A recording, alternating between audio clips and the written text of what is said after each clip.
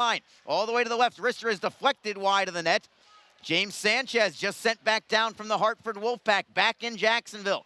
Feeds Zapula behind the net. To the blue line, it is Giles, a wrist shot, gloved by Fitzpatrick, and the faceoff will be in the Swamp Rabbit zone. First whistle comes just over a minute into this first period. Good energy on that opening shift. Again, Travis Howe getting the start. Also back for the Icemen, although he's not on the ice right this second, but Ben Howarchuk is back in the lineup this evening, also for the Icemen after missing a handful of games. We'll probably see him next shift out. Right now, the faceoff is to the right of Fitzpatrick. Greenville wins it. They'll play it to center. They've got a two-man breakout. Touch pass to the left side. It's going to be offside against the Swamp Rabbits. They took the shot anyway, and I'm surprised that nobody from Jacksonville is going after Anthony Beauchamp, who took that one a good second or so after the whistle, it seemed like. It is loud in here. Maybe we'll give him the benefit of the doubt that he just didn't quite hear the whistle. And the draw will be outside the Jacksonville blue line. It's Brendan Harris with Ethan Zapula and James Sanchez. Zapula has possession at center ice. Skating over the blue line on the right wing. Cuts it back for Harris. Shot goes wide. Comes all the way to the blue line. Giles hustles to hold it in. He'll play it underneath for Harris. Harris kicks it onto his stick on his backhand, shielding the puck well. He'll go all the way to the blue line with it and then feed it. Nice pass for Giles. Shot is deflected, comes loose into the slot. It trickles to Fitzpatrick. He'll cover it up as Howarchuk gets his first shift, but Fitzpatrick was able to glove it as Howarchuk was spilled on the play as he was trying to retrieve the loose change. Faceoff will be to the right of Fitzpatrick. The Icemen will send out Derek Lodermeyer with Vlad Mikulchuk and Ben Howarchuk. At the blue line, it is Pavel Verobe with another newcomer for the Icemen. Welcome Victor Hadfield, just acquired this week in a trade with the division rival South Carolina Stingrays as Jacksonville has the puck behind the Greenville net. It is Mikulchuk to the blue line for Verobe. Spins around one man, keeps the puck in the zone. Man falls down for Greenville as the puck goes into the corner. Hustling for it there is Howarchuk. Mikulchuk steps in. He'll get it free. Centering feed deflects all the way to the line. Verobe with a bomb. Blocked in front. And Greenville will skate it out. It is Dallas Gerads getting to center ice. He'll wrist it in wide of the net. Comes free for Jacksonville. It is Hadfield across the ice at the blue line. Held in by Greenville, but a shot is blocked out to center. And chasing it down is going to be Brad Lalonde for the Swamp Rabbits. Adam Parcells leads it ahead for Russell, who will deflect into the zone. Jacksonville in their own territory. It's Craig Martin circling the back of his net. Martin, Jacksonville's leading scorer, as Jake Elmer takes it over the blue line. He'll play it down low. Lalonde beats Elmer to the puck. Pass around the boards, comes up the wall. It belongs to Greenville. 2-on-2 breakout. Jaswal trying to get the puck ahead of Freeman. Freeman centering feed, goes to the opposite wing. Comes off the wall for Jacksonville. Now it's the Icemen with a 2-on-2. Martin, great move around one man. He'll take it behind the net. Centering pass. Forehand, what a great save. Rebound Berzola. Slap shot. Save again is made. And the rebound comes free for the Greenville. What a play that was from Elmer, setting up Berzola, who couldn't put it by Fitzpatrick.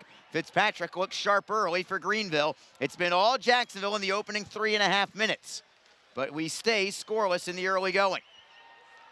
Martin chips in. Greenville knocks it right back out. Foot race for the puck. Harris couldn't touch the puck because it was going to be too many men otherwise. Comes deep into the Icemen zone. Loose puck there. Man for Greenville fell down on the puck.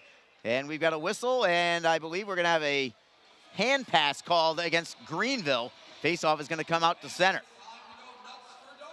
I like the flow to the early part of this game. Icemen are flying right now, but typically when they are charged up at the beginning, they want to score this way. It gets tricky when the Icemen play this well early on, but they don't score. It's almost as if they get a little frustrated, and it makes it a little tougher. The goaltenders get a little bit better, so you want to see Jacksonville score when they're playing this well. It hasn't happened yet, but of course we're still very early as Francois Brassard gets his first save of the night. It was a very routine save on a 50-foot wrister. Draw will come to his left. We're still not quite 4 minutes into the contest. The Icemen wearing their Community First Savings Bank jerseys. They look great. Like a two-tone blue, almost like a vertical two-tone. Gradient Maybe some of you ladies would call it ombre, perhaps. I have a daughter, I know words like this. Going from a dark blue to a lighter blue. Jacksonville wins the faceoff. It's Pavel Vorobey to the right for Michalchuk. Michalchuk softly ahead. Hawerchuk gives chase. No icing here as it goes into the Swamp Rabbit zone. Lodermeyer takes it behind the Greenville net. Taken down on the play, no call, none necessary. At the blue line, can the Icemen hold it in? Not quite, it goes off a leg and out to center. Swamp Rabbits pick it back up. They'll drift into their own end to keep possession. Feeding it ahead, Gerads takes a bump from Hadfield as it goes behind the net. Playing it himself is Broussard all the way to center ice. He's very good with that goaltender's stick, oftentimes serving as if he's a third defenseman as Jacksonville can't quite get the steal at center. Lusso on the penalty box doors for Coughlin for Greenville. Coughlin swings it around. Broussard again plays it behind the net for Hadfield. Hadfield steps away from a man. He'll spin away from a forechecker. Flipping it into the corner, but a steal there from Greenville. It's Quinn Foreman, held up by Lodermeyer.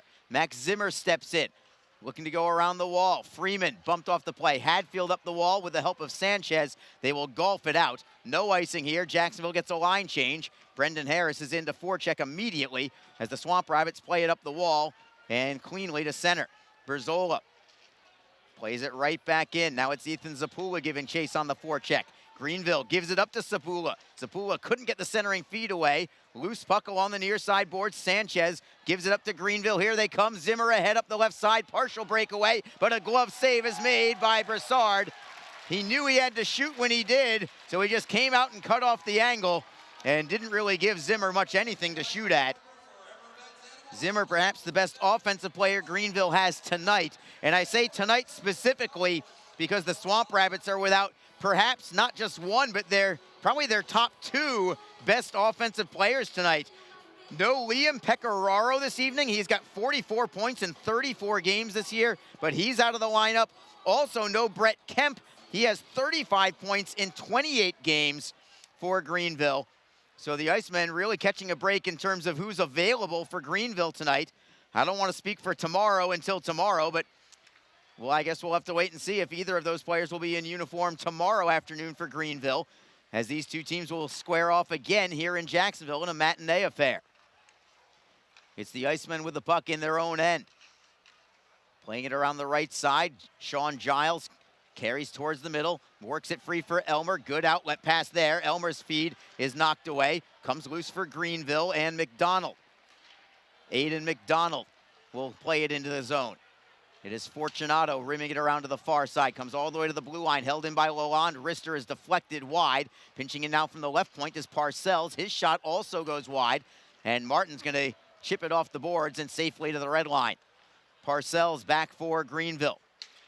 Moves it ahead for Bryce Reddick. Reddick deep into the zone, but Jacksonville with another quick breakout. Here's Elmer with a long lead pass, but it was read well by Parcells. Jacksonville tries to get it back on a steal. Hawerchuk got a piece of it. Not enough to maintain possession, but certainly like the effort there from Ben Hawerchuk. Swamp Rabbits play it to center. Here they come with Dallas Gerads. Rister on goal, sticked into the corner by the goaltender Broussard. Rebound for Jacksonville. Great feed from Hawerchuk to Michalchuk. Michalchuk with a Rister. That one's gloved by Fitzpatrick. We'll take a break in the action. We've got 13:07 to go in period number one. It is Jacksonville nothing, Greenville nothing. This is Jacksonville Icemen hockey. Tonight's game is brought to you by the ECHL, celebrating its 34th season of affordable family entertainment. The ECHL would like to recognize the following league sponsors: AMI Graphics, official signage provider; AthleticNet, official jersey supplier; Baron Rings, official championship ring supplier; BFL Canada Insurance and Sutton Special Risk, sponsors of the 2022 ECHL Hall of Fame induction ceremony; Flow Sports, the exclusive streaming provider of the ECHL; Geico, official auto insurance of the ECHL; The Fairley Group, official commercial insurance provider; Handbid, the official mobile auction app; Honig's, the official partner of the ECHL officiating team; Howie's Hockey Tape, official hockey tape and lace provider; In Glasgow, official puck provider; My Grey Group, your source for game-worn jerseys; Sideline Swap, official online marketplace of the ECHL; And Warrior, exclusive on-ice equipment provider of the ECHL and title sponsor of the 2022 ECHL All-Star Classic. Catch all of the ECHL action live in high definition by logging on to flowhockey.tv. Still in the early going, not quite 7 minutes gone by. Good start to this one. Jacksonville out shooting Greenville 4-3, but we are still scoreless. Faceoff is in the Swamp Rabbit defensive end. Greenville wins it. Nice hit by Hadfield as the Swamp Rabbits clear it away. And I think Hadfield ultimately created that icing call against the Swamp Rabbits. Victor Hadfield this year, he is the grandson of longtime New York Ranger Vic Hadfield. 2 goals, 2 assists, 4 points in 16 games. He's had an injury-riddled season, but healthy now. And as I bring in Alex Reed, this is your typical time, it seems like, to come in is about the first media timeout of the first period. But let's talk about Vic Hadfield a little bit. Victor, I guess, Hadfield in this case.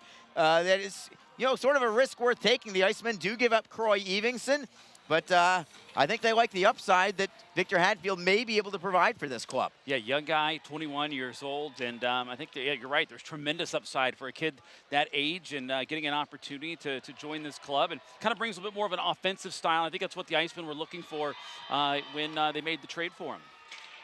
Jacksonville gets a steal in the offensive end, and here is Hadfield to the right side for Verobe. Wrist shot is blocked in front, cleared to the line, but not out. Verobe with another wrister. Fitzpatrick, I think, saw that a little late, but he did make the right pad save. And the Swamp Rabbits play it to center. Hadfield got spilled on the play by Gerads, but the Icemen get the puck back at center. Good touch feed from Sanchez to Harris, who takes it over the blue line. Greenville digs it free from there. Zapula gets a piece of it. Trying to help out. Zapula again holds it in. Excellent work. Feeding it to the left for Jaswal. Rister is deflected over the crossbar. Comes off the glass for the Icemen and Brendan Harris. Harris gave it up. He had some miscommunication there with Zach Berzola. Berzola was cutting to a good part of the ice, but Harris didn't read it the right way. And the Swamp Rabbits will get it deep into the Jacksonville end. Jaswal up the wall, held in by the Swamp Rabbits. It's Rawhauser with a 360 away from Harris. Turnaround shot is blocked. Greenville gets it back. Looking to center is Zimmer. On his backhand into the high slot. Fanning on the shot are the Swamp Rabbits. That was a big break there for Jacksonville as Ben Freeman couldn't pull the trigger. Berzola, indirect feed for Howe. He'll redirect into the Greenville end. Baldwin will swing it around the right side for D'Artagnan Jolie. Jolie can't clear it out. Held in at the blue line, it's Lynch, cross ice, deflects to the right side. Berzola handles it well, cuts towards goal, sharp angle shot, save is made. Rebound for Martin, touch feed, one-timer from Lynch. What a great setup, but it was blocked in front and iced by Greenville. What a pass that was from Zach Berzola to Luke Lynch. It certainly was, and just good awareness by Berzola to recognize that Lynch was breaking down the middle there. Again, Berzola could have grabbed it, maybe thrown it in the corner for a cycle play, or just did a turnaround shot himself, but he saw Lynch. Good, way to recognize that opportunity, and Lynch getting a good shot off and forcing Fitzpatrick here.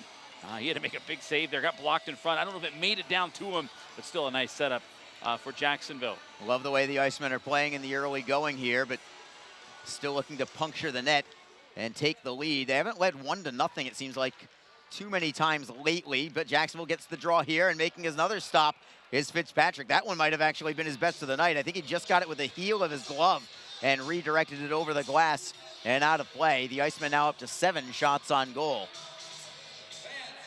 Yeah, good start, good pace here for Jacksonville, and again, they kind of got their swagger back in that game on Thursday. That's kind of the word that was being used, and I agree. It just felt like, it helps when you got the lead going into the third period. This team's so well, but it kind of felt like things were coming back together for this club in that big win there on Thursday in Orlando, and hopefully this will carry over to the weekend. Again, a big 2-game set here for Jacksonville. They got a little help in the scoreboard watching department last night as Atlanta had their 9-game win streak snapped as Lynch got hit up high on the play, and Martin wants a piece of Baldwin. Jacksonville keeps the puck in the offensive zone. Lynch goes towards the bench. Hopefully he is okay. And here comes Travis Howe out on the ice. We'll see if he gets tied up with Baldwin as well. Howe pushes a man away as Jacksonville keeps the puck in the zone. Elmer, right circle. Rister is blocked. He gets it back into the corner. Elmer tries to play it to the blue line. He finds Sean Giles. Plenty of space. Wrister in a screen off the post to the right side of Fitzpatrick. And now it's Howe tied up with Baldwin. He definitely wants a piece of him. We'll see if Baldwin drops with him. Right now, they're just chirping at one another. And here we go. It's Howe and Baldwin. Howe with an immediate right hand at Baldwin. He saw that hit up high on Lynch, and Howe pounds away. 3 right hands, takes him down, and the crowd's going ballistic. Ballistic is a great word to describe it here, and Howe getting the crowd fired up. He's fired up. Boy, they love this guy here in Jacksonville, and welcome sight for these fans. They've been waiting a long time to see that, and Baldwin, he didn't want to go, Arlie. You could tell he didn't want to, but I don't think Howe said he was going to give him a choice. Yeah, that was not a request. No, it wasn't. It wasn't a question. It was, I'm going to drop the gloves here. And they decided to go at it here, again, much to the dismay of Baldwin. You could see him shake his head. I really didn't mean it. I didn't mean to hit him. I don't want to do it, but he had to. He answered the call. And, well, Travis Howe took care of business. Yeah, that was not, do you want to go? No. That was, we are going. Yeah, and you could tell Baldwin was gassed, too, at the end of that shift there. He was not really looking forward to it, but he answered the call against, obviously, one of the toughest guys in the league, and Travis Howe. Welcome back to Jacksonville. Oh, in grand fashion. Well, as soon as Lynch got hit, I mean, he was a little shaken up. He went over to the bench, and Howe was ready to step off for him. And the second Howe got close to Baldwin, it was on from there. Yeah, you saw the whole play develop, Reader. You were pointing at the bench, watching Lynch go to the bench, and as if you knew that Howie was coming right back onto the ice. Yeah, he had almost 1 foot onto the ice there. He waited, he had the door open. As soon as Lynch got to the bench, Howe stepped on, continued the shift, and once he got close to Baldwin, they had a little bit of a conversation. It took about 5 to 7 seconds, and then Baldwin said, I don't have a choice, I got to do it. 5 minutes each for fighting, still 5-on-5 on the ice. Puck is in the Swamp Rabbit defensive zone. Jacksonville got a steal, but they couldn't get a centering feed away, and the Swamp Rabbits play it to the red line. Hats off to Baldwin, though, for answering the call. I think he knew he applied the hit, and he did have to answer for it. It's a very ominous prospect when you got to drop the gloves with Travis Howe. Yeah, he did not have much of a choice at all as Russell gets spilled on the hit from Chuck, who's also back in the lineup, and I know he wants to provide a spark as well. Greenville gets a steal now in the offensive zone. Unable to center, however, is Bryce Reddick. Greenville holds on to the puck, though. At the blue line, Coughlin in a heavy screen. Shot was blocked, comes to the blue line. Coughlin holds it in. Turnaround shot from the Swamp Rabbits. Fanned on the play, and it's McCallchuk skating to center. McCallchuk gains the red line. He'll forehand it in. Fitzpatrick rimming it around the boards. Lodermeyer unable to steal it. Zimmer will play it ahead, and Greenville will tap it into the Icemen zone. 8:54 to go in the first period. Still 0-0. A lot of electricity in this building right now as the Icemen look for a steal. Sanchez had it caught in his skates. Again, now it's Greenville getting it caught in their skates from Max Zimmer, but they do ultimately get it into the Jacksonville zone. Broussard almost mishandled the puck there. Fortunate the Icemen get it back. Now a steal from Greenville. They'll try to center. It's knocked back behind the net. It's tipped away to Jacksonville. It is Zapula for Harris. With speed, he's got Sanchez with him 2-on-2. Harris cutting to the outside, spins away from a man. He can stick handle in a phone booth, Harris can. Finally gives it up to Zimmer. Foreman will work it free, and Greenville plays it into the Jacksonville end. James Sanchez looking for Zapula. Pass was too hard. It's going to be potentially icing, but Zapula beat everybody to it. Icing is waved off. Greenville gets the puck, but credit the hustle just the same from Ethan Zapula to keep play moving. Greenville playing it in deep behind the Jacksonville net. Gets swung around to the far side. Sharp angle shot. Pad save is made by Broussard. Rebound into the left wing side. Air mailing it out is Harris to the blue line. Bouncing puck. Elmer tries to take it away. He's over the blue line onside. Leaving the puck for Martin. Martin in the left wing corner. Looks to go back to Elmer. Lost the handle. And Greenville will play it ahead. They've got a two-man rush. Aiden McDonald over the blue line. Pass goes off a skate, comes free for the Icemen. It's Lynch back on the ice, great to see. Elmer for Lynch, looking for the wraparound, throws it in front, right at the goal line, and Fitzpatrick is able to cover it just before the Icemen could tap it in. Great action here with 7:18 to go in the first period. It's still 0-0 between the Icemen and Greenville Swamp Rabbits. This is Jacksonville Icemen hockey. Don't forget, this game is being streamed live around the world today. Go to flowhockey.tv to catch all of the Icemen action and archived footage of the event. Flow Hockey is the live streaming home for the Icemen. Get the Flow Sports iOS and Android apps to watch the event live and on the go. Upgrade to a pro subscription and you can gain access to premium content on all Flow Sports sites. This includes more than 1,000 live events, original documentaries, exclusive training and technique videos, and much more. Follow Flow Hockey on Twitter, Facebook, Instagram, and YouTube to get the latest news and updates from the Icemen and other upcoming Flow Hockey events. FlowHockey.tv, the new streaming home of the Jacksonville Icemen and the ECHL. Just be positive. Your Community First Mortgage champions make sure you get a great rate, a quick close, and can save you about $3,000 in closing costs. Apply at communityfirstfl.org. Community First Credit Union. Just be yourself. Federally insured by NCUA, Equal Housing Lender. Along with Alex Reed, Arlie Johnson with you with 0-0 game, 7:18 to go in the first period of play. Jacksonville out shooting Greenville 8-4, and they've looked the part of that. They have played great thus far. They really have. They've done everything but put the puck in the net here, but they're putting on some pretty good pressure here, controlling the tempo right now, and they're just a goal away from igniting this building even further. But they have set up some really good chances here, Arlie, and it's time for this team to really get the puck past these goaltenders here that seem to be able to withstand it here, at least in recent weeks.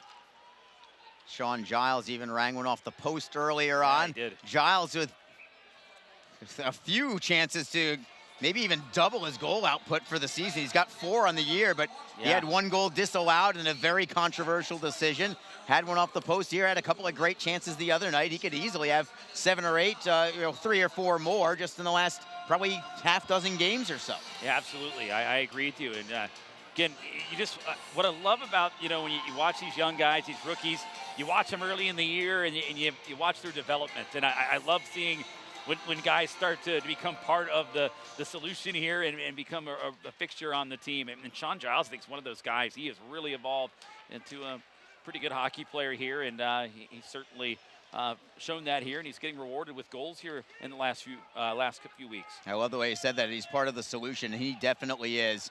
Actually got a chance to meet his parents after the game on Wednesday night here against Orlando as the Icemen play it up the right wing side.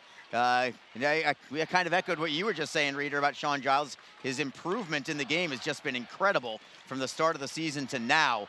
It's as if it just kind of clicked with him, and it definitely has, and he's playing some extremely confident hockey right now. Yeah, he is, and there's so many guys in this lineup, like a guy like Luke Lynch early in the year as well. I guess I'm sticking on the Robert Morris theme here with the 2 alums there from Robert Morris. But again, just so many players on this team have just really brought their game to the next level here in the second half of the year, and it's great to see. Jacksonville with the puck at center. Lodermeyer gives it up loose in the neutral zone. Deflected puck. Jacksonville pulls it away. They'll play it to center. Lodermeyer tries to tap it loose. He's got it. Swings it to an open wing, knowing that Mikulchuk was somewhere on the opposite end of it. He'll take it off the boards and play it into his own end to keep possession. It's Zach Berzola slowly leading the rush. Works it ahead for Lodermeyer, giving up there. Greenville with a bouncing puck. They'll play it to Max Zimmer, who gloves it down to his stick. Greenville can't get a shot away. That was beautifully defended by Roshan Jaswal, and it's Lodermeyer for Mikulchuk. Mikulchuk chips in. Lodermeyer chases after. Kevin McKernan, the former Icemen player, can't clear the zone. Hawerchuk in the high slot. Rister in a screen. Save is made. Rebound. Centering feed. Lodermeyer couldn't get a stick on it, and Greenville plays it away to center. Oh, the puck was sitting there at the top of the crease, Arlie. The Icemen just didn't have anybody there to knock it home. Zapula for Sanchez. Couldn't get the quick release away. He's got a quick release, but Greenville was there just the same. And now it's the Swamp Rabbits getting it to center. They'll play it in deep. Giles takes the body. Greenville takes the puck. McDonald swings it around to the far side. Sanchez can't clear it away. He got his stick held on the play. Legally, not illegally. Comes back into the left wing corner. Fortunato takes a hit. Zapula can't clear it. Back behind the net. Brassard out of his cage. He'll swing it around. Greenville gets it at the blue line. Again, they'll play it below the goal line. It is McDonald to the blue line. Shot is blocked. Here come the Icemen. It is Sanchez for Harris. Right side, it's Zapula. Zapula with a drop pass. Harris chips it around a defender. Moves it in front. Forehand on net. Save is made. Rebound is covered. Again, the skill that Brendan Harris supplies shift after shift. You can see it He's like he has a flash of brilliance every time he's on the ice. Might not result in anything, but you can see it every single time. 4:29 to go in the first period. It remains scoreless. This is Jacksonville Icemen hockey. The Jacksonville Icemen offer discounted tickets for groups of 10 or more. Whether it's a company outing, a group from your school or church, or just a gathering of friends, the Icemen can help you set up a night of fun at a discounted cost. Other benefits include an intermission ride on the popular Fan Zam, a post-game group photo, or take a shot on net after the game. Ticket fundraisers are also available. For more information, contact the Icemen office at 904-602-PUCK. That's 904-602-7825, or visit us online at jacksicemen.com. Icemen Hockey, feel the freeze. Best Bet Jacksonville and Orange Park are open and excited to bring you the best in poker, simulcast wagering, cocktails, sushi, and more. Visit bestbetjacks.com for more information. Best Bet, experience the best. 4:29 to go in the first period. Nothing your score. But the Icemen looking very good. Outshooting Greenville 9-4. Several of those chances, 4- and 5-star opportunities. A couple of them been blocked. One went off the post. Evan Fitzpatrick has made a couple of key saves as well. Jacksonville wins a faceoff now in the offensive zone. Verobe tries to center, knocked away, but Lynch looks to get it back. Greenville takes it away from him. Russell up the wall, and the Swamp Rabbits do work at the center ice. Gerads will play it in. This could be icing against Greenville. They will call it that way. I'm surprised. Greenville's questioning the call too, and I can't say I blame them. Thought there might have been a deflection on the way in, but Jacksonville will certainly take it. Led by their head coach, Nick Luco. Brandon Mashinter also there as the assistant coach, and back behind the bench, Kyle McKenzie, back on the injured list. Played one game, had an upper body injury, and he is behind the bench yet again. Looking sharp, but I know he'd rather be in his number 7 jersey. Yeah, I mean, we'd rather see him in that number 7 jersey as well. But yeah, very frustrating there for him. Gets back in the lineup and then gets injured with a different type of injury here in his first game back. But hey, he's going to help out as he can. He's a team leader, a good voice in the room. That's why he's on the bench. Steal from Jacksonville, 3-on-2 rush. It is Lynch, left circle, holds, throws it back. On the backhand, it is Hadfield with a shot, and the save is made. Penalty coming, though, on Greenville. And Victor Hadfield has now forced one icing, and now he's forced a penalty against the Swamp Rabbits as he activated from the blue line to create a great chance as the trailer. Yeah, that's a good area he was in. Greenville had a good positioning there, forced him to the outside. He had to go to the backhand, but he had the guy beat. That's why there's a penalty going on right now. And heading into the box, and committing that penalty there was Reddick. So again, it was that type of action, and that's what they want to see out of him. They want a little bit more offense from some of their defensemen, and that's why Hadfield was brought in. First power play of the night for either team belongs to the Icemen. They're 20th in the league with the man advantage at 17.6%. Greenville's penalty killing is good, 82.7%. That's 6th in the league. Jacksonville wins the draw, though. It's Lynch at the left circle. Pass for Lodermeyer's deflected. Lodermeyer gets it back. He'll swing it around to the near side for Brendan Harris. Harris near side half wall. Now at the faceoff dot before feeding the line for Fortunato. Fortunato, left circle. It's Lynch. Closes and fires. It is deflected. Lodermeyer picks it up for the Icemen, trying to kick it back to the blue line with the help of Craig Martin. Jacksonville keeps possession. It is Martin. Couldn't get the feed from Lynch. It was deflected and cleared out by Greenville and Ben Freeman. Broussard leaving the puck for Brandon Fortunato behind his net. The Icemen employing 4 forwards with Fortunato as the lone defender. It is Craig Martin skating out to center. Over the blue line to the left for Verobe. Clean entry into the zone. Martin's pass is deflected, comes back to Verobe. Cross ice, he didn't get all of it. He gave it right to Dallas Gerads, and a shorthanded breakout for Greenville. 3-man rush on the play. They're just going to kill some time. They didn't have the numbers, and the Icemen will play it to center ice. Greenville playing it back into the Jacksonville end. Still 52 seconds to go on the power play. Jake Elmer all by himself for now. Will take it over the blue line. Got by 1 man, but not by 2. And the Swamp Rabbits will clear it again. It is Giles looking for Elmer. Elmer loses it at center ice. It wasn't a good pass to Elmer. It's kind of a hospital pass. He didn't have much choice, and the Icemen regroup in their own territory. 30 seconds to go on the power play. It's Giles with a drop pass for Elmer. Elmer picking up speed through the neutral zone. Cuts to the right. He's onside. He'll play it in deep. McKernan is on the puck first for Greenville. He's immediately double teamed. Jacksonville tries to pry the puck free. Vlad Mikulchuk is in there. It's tied up along the wall. McKernan's doing most of the work there. Sanchez is on the ice, also trying to get it loose. Mikulchuk does get it free. Ferobe hustles after it. He'll play it into the corner with just 3 seconds to go on the power play. Teams are back at full strength, but the Icemen still have the puck. Out of the penalty box is Reddick. Reddick gets the loose puck just as he steps onto the ice, and he'll play it into the Icemen zone. 1:40 to go in the first period, still 0-0. No shots on goal on that power play for the Icemen. It's Elmer from center ice. He'll forehand in. A line change on the fly for Jacksonville. Here's Travis Howe back out on the ice after his fighting major. Moves into forecheck. He forces a clear out from Greenville's Adam Parcells. And it's Zach Brzola, D to D for Roshan Jaswal. Martin at his own blue line. Feeds it cross ice for Brzola. Brzola over the blue line himself. He'll skate in onside. He'll play it off the end boards. Took a crazy bounce off the boards. And very active bounce, maybe is a better way to put it. And the Icemen keep it in the zone. Here's Martin, around one man, spilled on the play just as he tried to make a move, but well defended there by Greenville, and the Swamp Rabbits play it in. Fans want a penalty call, but I didn't think there was one there. Now we have a penalty, and this one I think is going to be on the Icemen for interference, and it's going to be a power play for Greenville with 50.2 seconds to go. Yeah, fans rumbling for a penalty. They wanted a power play, and now they're going to be on the penalty kill just seconds later as the interference penalty coming up here to Jaswal on the boards with some contact with one of the Greenville players. So there you have it, a power play for Greenville here late in the first. So everything that the Icemen have done in this first period, and they have not been able to get the puck by Evan Fitzpatrick. Now they're shorthanded, and the concern for Jacksonville now is, well, one, you could give up a power play goal. Two, you may lose a little momentum even if you do kill off these next 50 seconds. Yeah, I think they need to get this penalty kill here, at least for the first half of it. Never want to give up one in the final minutes, and just kind of a downer when you go back into the room. So big penalty kill here in the early going, just based on the fact of when this power play is taking place.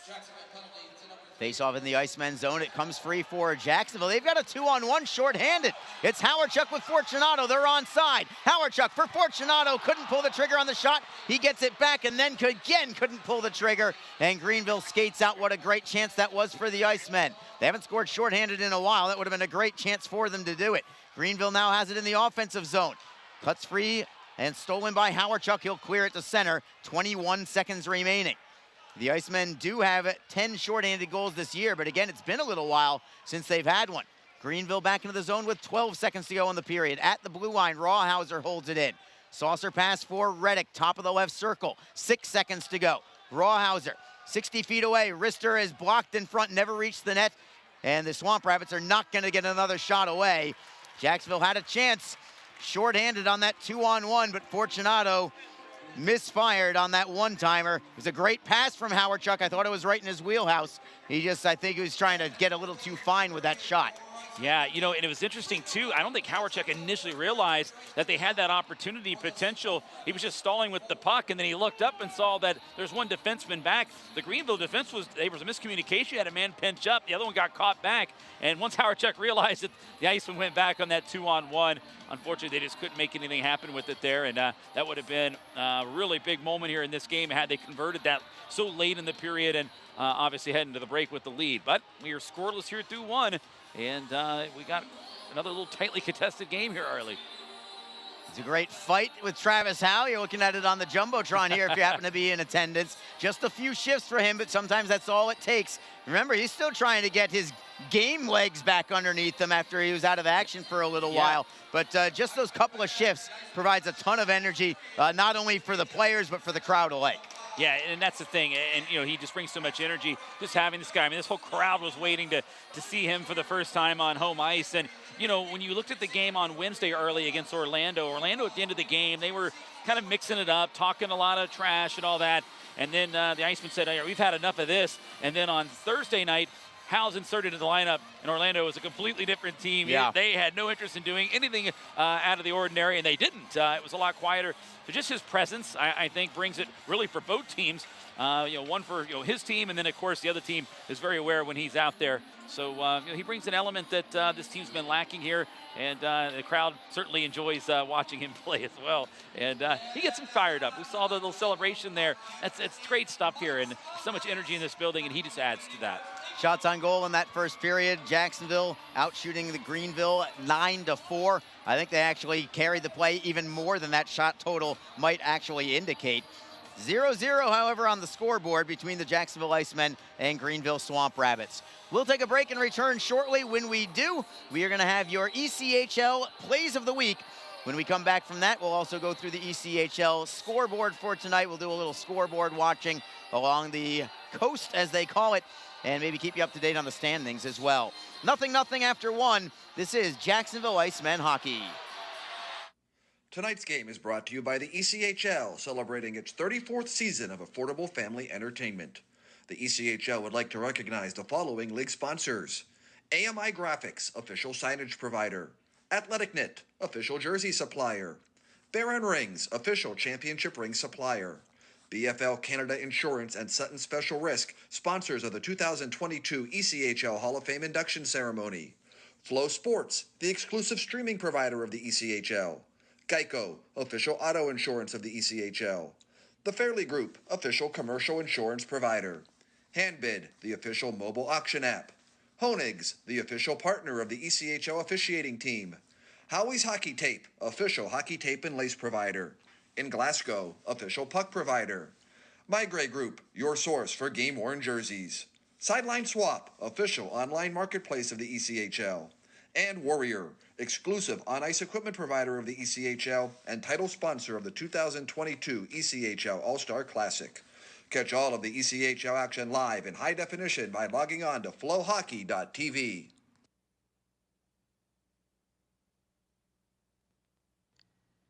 Don't forget, this game is being streamed live around the world today.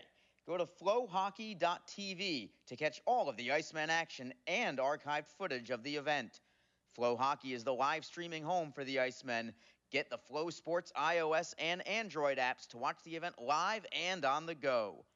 Upgrade to a pro subscription and you can gain access to premium content on all Flow Sports sites. This includes more than 1,000 live events, original documentaries, exclusive training and technique videos, and much more. Follow Flow Hockey on Twitter, Facebook, Instagram, and YouTube to get the latest news and updates from the Icemen and other upcoming Flow Hockey events. Flowhockey.tv, the new streaming home of the Jacksonville Icemen and the ECHL.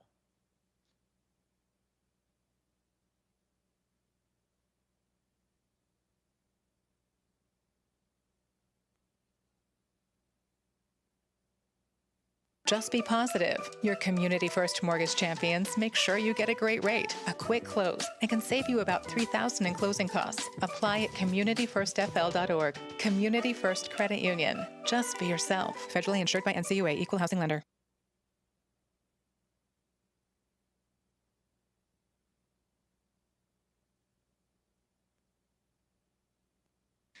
The Jacksonville Icemen offer discounted tickets for groups of 10 or more.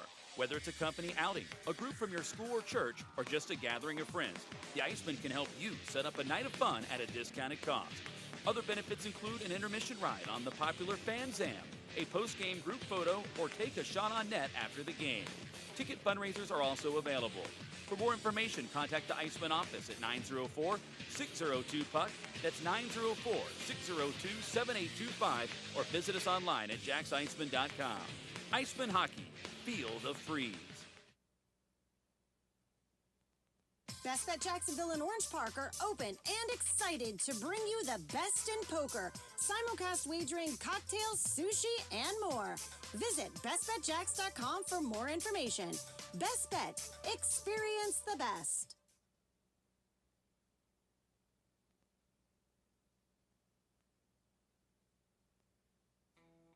Hello and welcome to this week's edition of ECHL Plays of the Week. I'm Brian Gardner, the voice of the Rapid City Rush.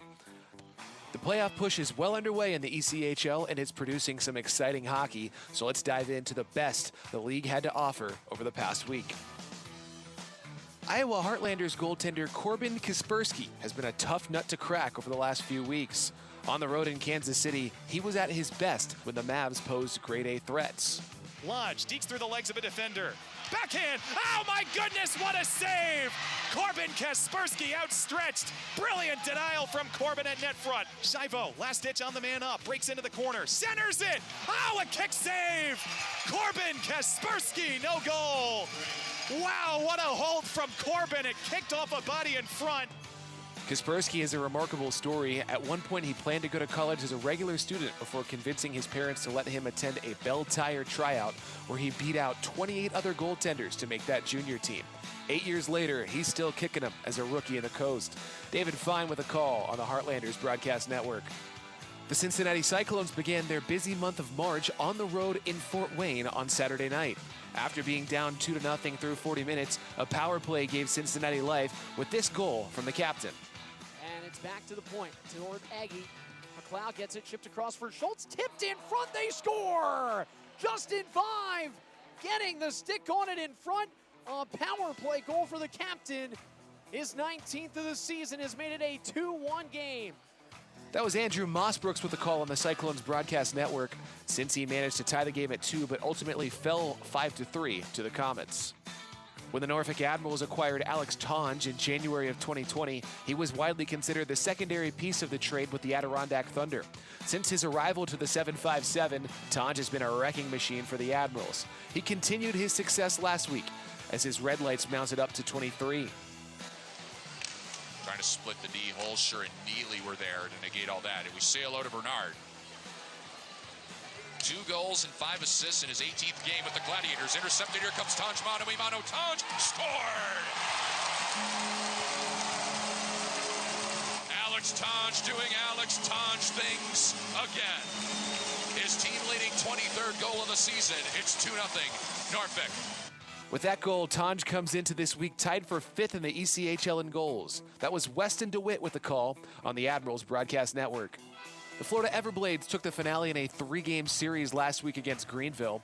On Saturday, forward Avery Peterson scored an insurance goal for the Everblades in the second period, as Florida went on to a 3-0 victory. Down low and around back of the net. Pendenza is there. Pass in front of the net. Backhander scores! Avery Peterson, and it's 2-0 for Florida. That's Mike Kelly on the Florida Everblades Broadcast Network.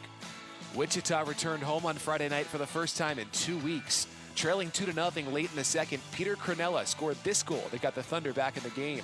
It came with less than a second remaining on the clock. 8 to go in the period. Here's a shot from Clark. That missed badly. Comes here to the near side. There's a rebound near the net. Loose puck. Cronella, and he pumps it home with 0.8 seconds left in the period and cuts the lead. That's Jason Malls with the call on the Thunder Radio Network on the Field Pass Hockey app. Wichita ended up losing that game 2-1, which was the 4th straight 1-goal game for the Thunder against the Mavericks. The Atlanta Gladiators swept a 4-game road trip last week against the Norfolk Admirals and the South Carolina Stingrays. The Glads came from behind in 3 of those victories and mounted third-period comebacks in 2 of them. Down 4-3 in the third period last Saturday against Norfolk, rookie defenseman Derek Topatic tied the game for Atlanta with just 53 seconds left in regulation. Gets fired in by Topatic. Nesbitt and Kiley in the corner battling for it. Under a minute left in regulation. And now here comes Schaus out of the box. Glads get it. Here's Topatic. He shoots and scores! Derek Topatic ties the game at 4 in the last minute of regulation. That was Mike Folta on the Gladiators Broadcast Network. Atlanta went on to win in a shootout 5-4. On Sunday, the Solar Bears finished off a stretch of 5 games in 6 days with a matinee performance against the Jacksonville Icemen. Early in the second period, Orlando was awarded its first power play of the contest, and Tampa Bay Lightning prospect Odin Tufto went to work. And Langen will win it back to the edge of the zone for Tufto. He'll sneak it down the boards. Centers for Boca. Back to the wall for Tufto. Across for Langen at the right circle. Back up high. Brodzinski, one-touch pass. Tufto shoots. Score! Tufto with a bullet. It's a power play goal. And the Solar Bears take a 2-0 lead just 12 seconds into the penalty to Craig Martin. That goal snapped a 9-game drought for the former Quinnipiac University captain and helped give Orlando a 4-2 win over Jacksonville. That was Jesse Liebman on the Solar Bears broadcast network. On Friday, Greenville Swamp Rabbits forward Max Zimmer was skating in his 100th professional game, and it took him just 14 seconds to find the score sheet for his 13th goal of the season. And the Ice were underway here in Game 2 of this 3-game set as Newber sweeps his back and quickly gets a jab there from the 13 of Corbin Baldwin. Max Zimmer into the offensive end, holding, firing a shot, he scores! Max Zimmer, 14 seconds in, and the Rabbits lead 1-0. The Rabbits went on to shut out the Florida Everblades 2-0 en route to taking 8 out of 10 points on their road trip. That was Mark Shelley on the Swamp Rabbits broadcast network. The Maine Mariners and Worcester Railers faced off in a crucial series last weekend in Worcester with major postseason implications. Coming into their game on Saturday night, the Mariners and Railers were tied for the 4th and final playoff spot in the North Division. Worcester built a 3-0 lead through 2 periods, but Maine clawed its way back in the third, scoring twice in the final 4 minutes to force overtime. In the final minutes of the sudden death session, Mariners forward Nick Master completed the comeback. Stops in the corner, Malatesta right circle. Jerry Leon a one-timer, and he dubbed that one. The penalty is expired, but Malatesta's got it in the slot, hands it off, they score!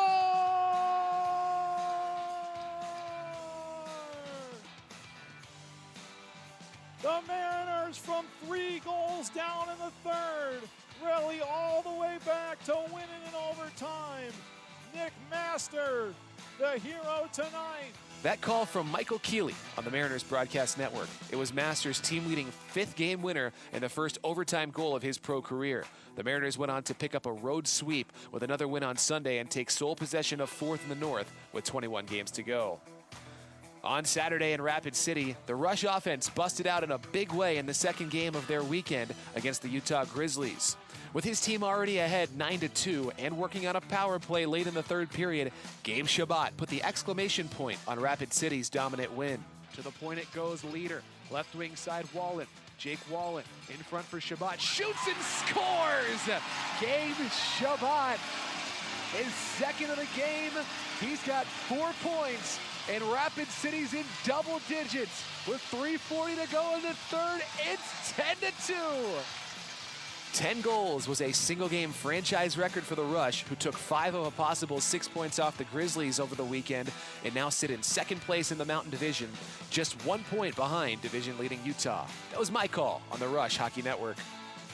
That's going to do it for this week's edition of ECHL Plays of the Week. From the City of Presidents in the shadows of the Black Hills, I'm Brian Gardner. Thanks for listening and enjoy the hockey this week.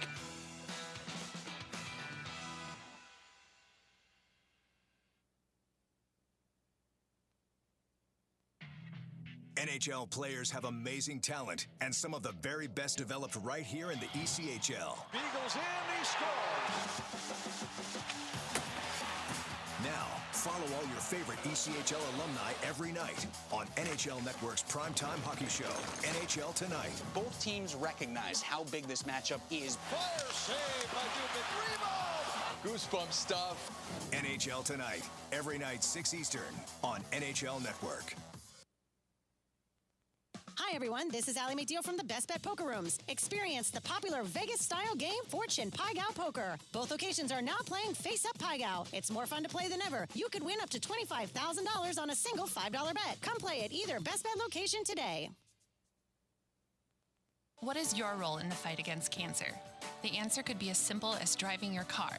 For many cancer patients, getting to and from treatment is one of their toughest challenges.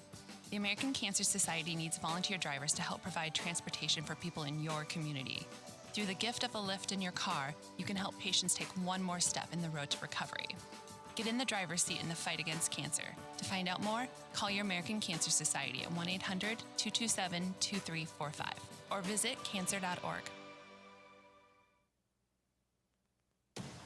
If you feel that passion is just a start, if you think practice is never over, if you believe speed limits are just for highways, and Saturday mornings aren't made for cartoons. If you try, fail, learn, laugh, repeat, compete, respect, and unite, then you belong on our team. Join now at team.ccmhockey.com. Just be confident. Community First makes smarter banking simple so you can relax, knowing you're managing your money the right way, yours. Visit justbeyourself.com. Community First Credit Union. Just be yourself. Federally insured by NCUA. We are back. Arlie Johnson along with Alex Reed between periods 1 and 2. It is a nothing game after one period of play. Jacksonville with the edge in play without question, out shooting Greenville 9-4.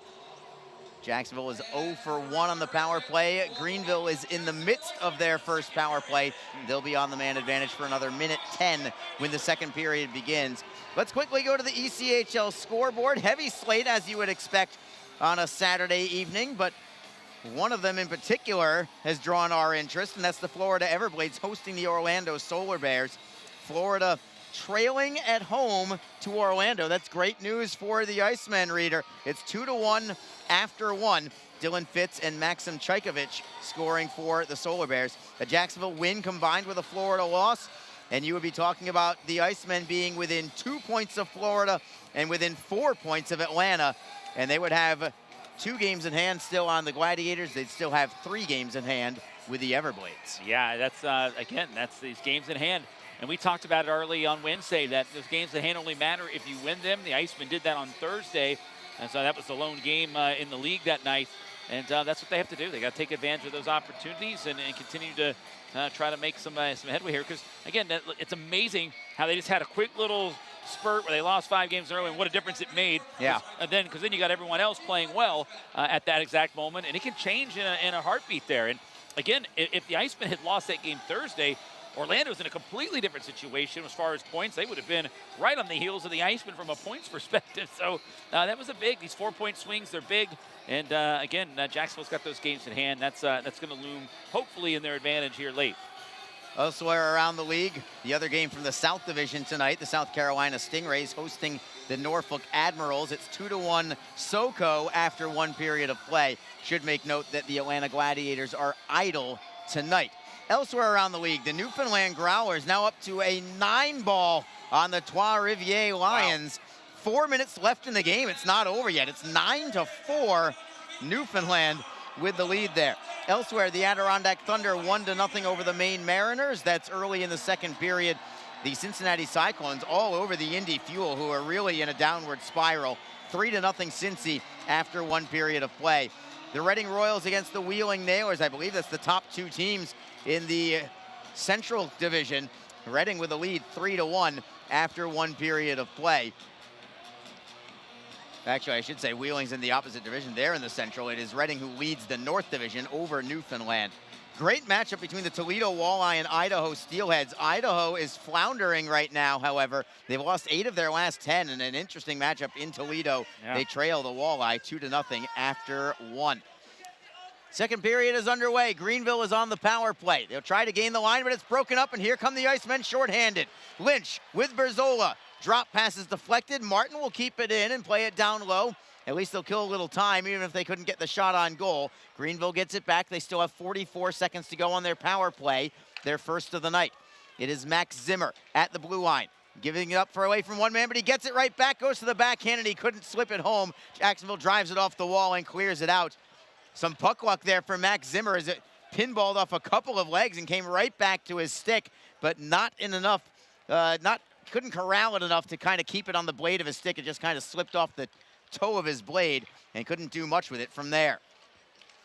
Swamp Rabbits back into the zone, still 13 seconds to go on the power play. Shot on net, save made by Broussard, rebound into the corner. Greenville gets it back. They still have 6 seconds to go on the power play. It's Foreman with a shot, deflected away, knocked loose by Jacksonville. Skating with the puck is Howardchuk.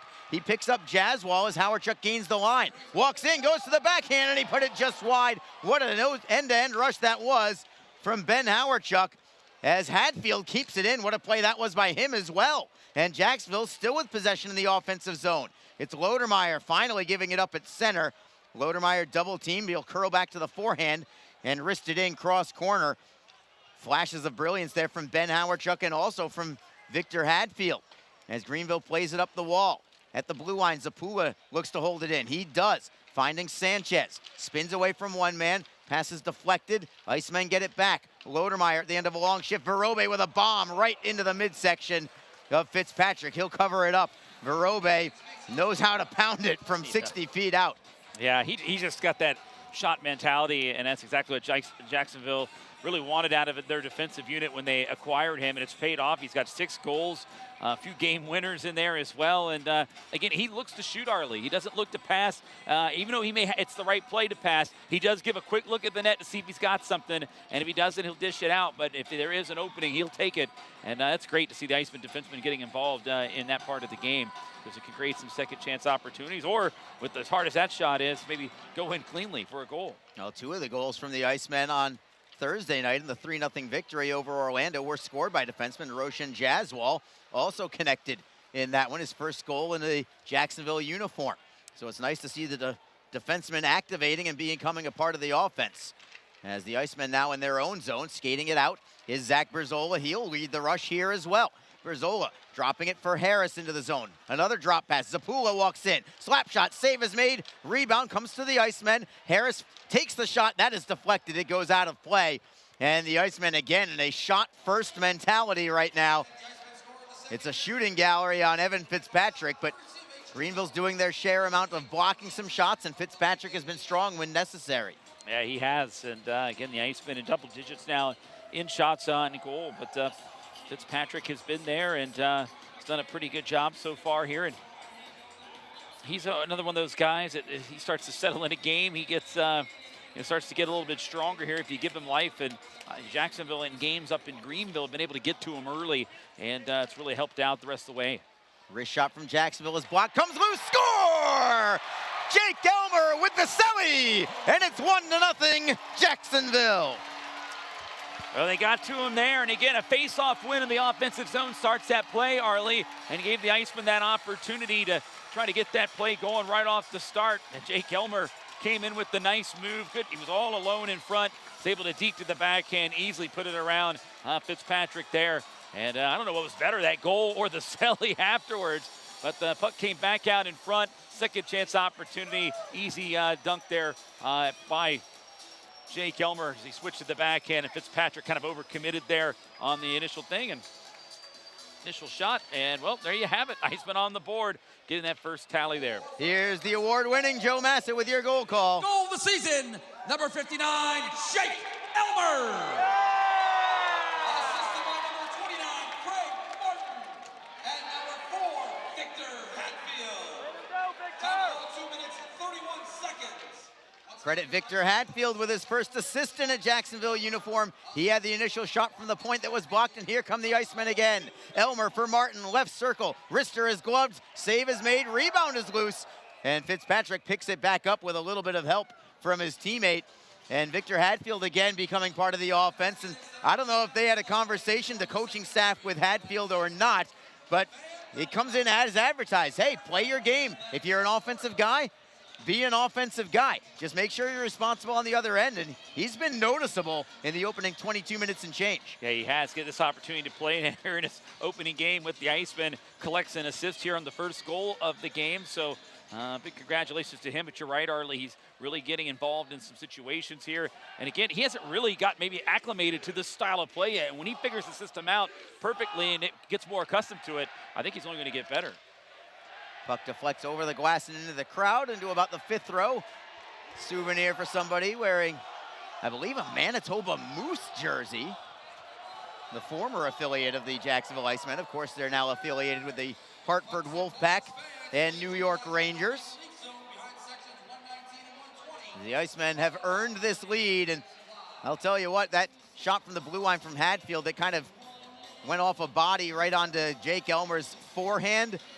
Fitzpatrick bid on the forehand. He was expecting shot immediately. And Elmer, what a slick move that was, just to cut from forehand to backhand. And he had the entire 4x6 to move it into an open net. Yeah, he was just calm and cool on that play there. You're right, though. That Fitzpatrick, he just committed big time on that forehand. And just very smooth, calm, easy little goal there on the backhand for Elmer.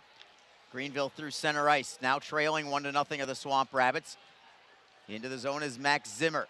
Giles defending on him. Now it's a Lodermeyer stripping the puck free. He'll find Vlad Mikulchuk. Mikulchuk got it to center, no further. Comes back into the Icemen zone, and the Jacksonville defenseman, Brandon Fortunato, picks it up. It's Ben Howarchuk trying to spin McCallchuk over the blue line. Lodermeyer steps in, but it was well defended by Alec Rawhauser for Greenville. And it's Rawhauser over the blue line. Pass goes off a skate, back to the neutral ice. Could have been too many men on the ice. They do not call it. And the Swamp Rabbits look out as it goes into the crowd. They airmailed it over the glass, and hopefully everybody is okay. It appears that they are. That was a little dangerous, but it's going to work out okay, and we'll have a face-off at neutral ice. Jacksonville will send out Brendan Harris with James Sanchez and Ethan Zapula.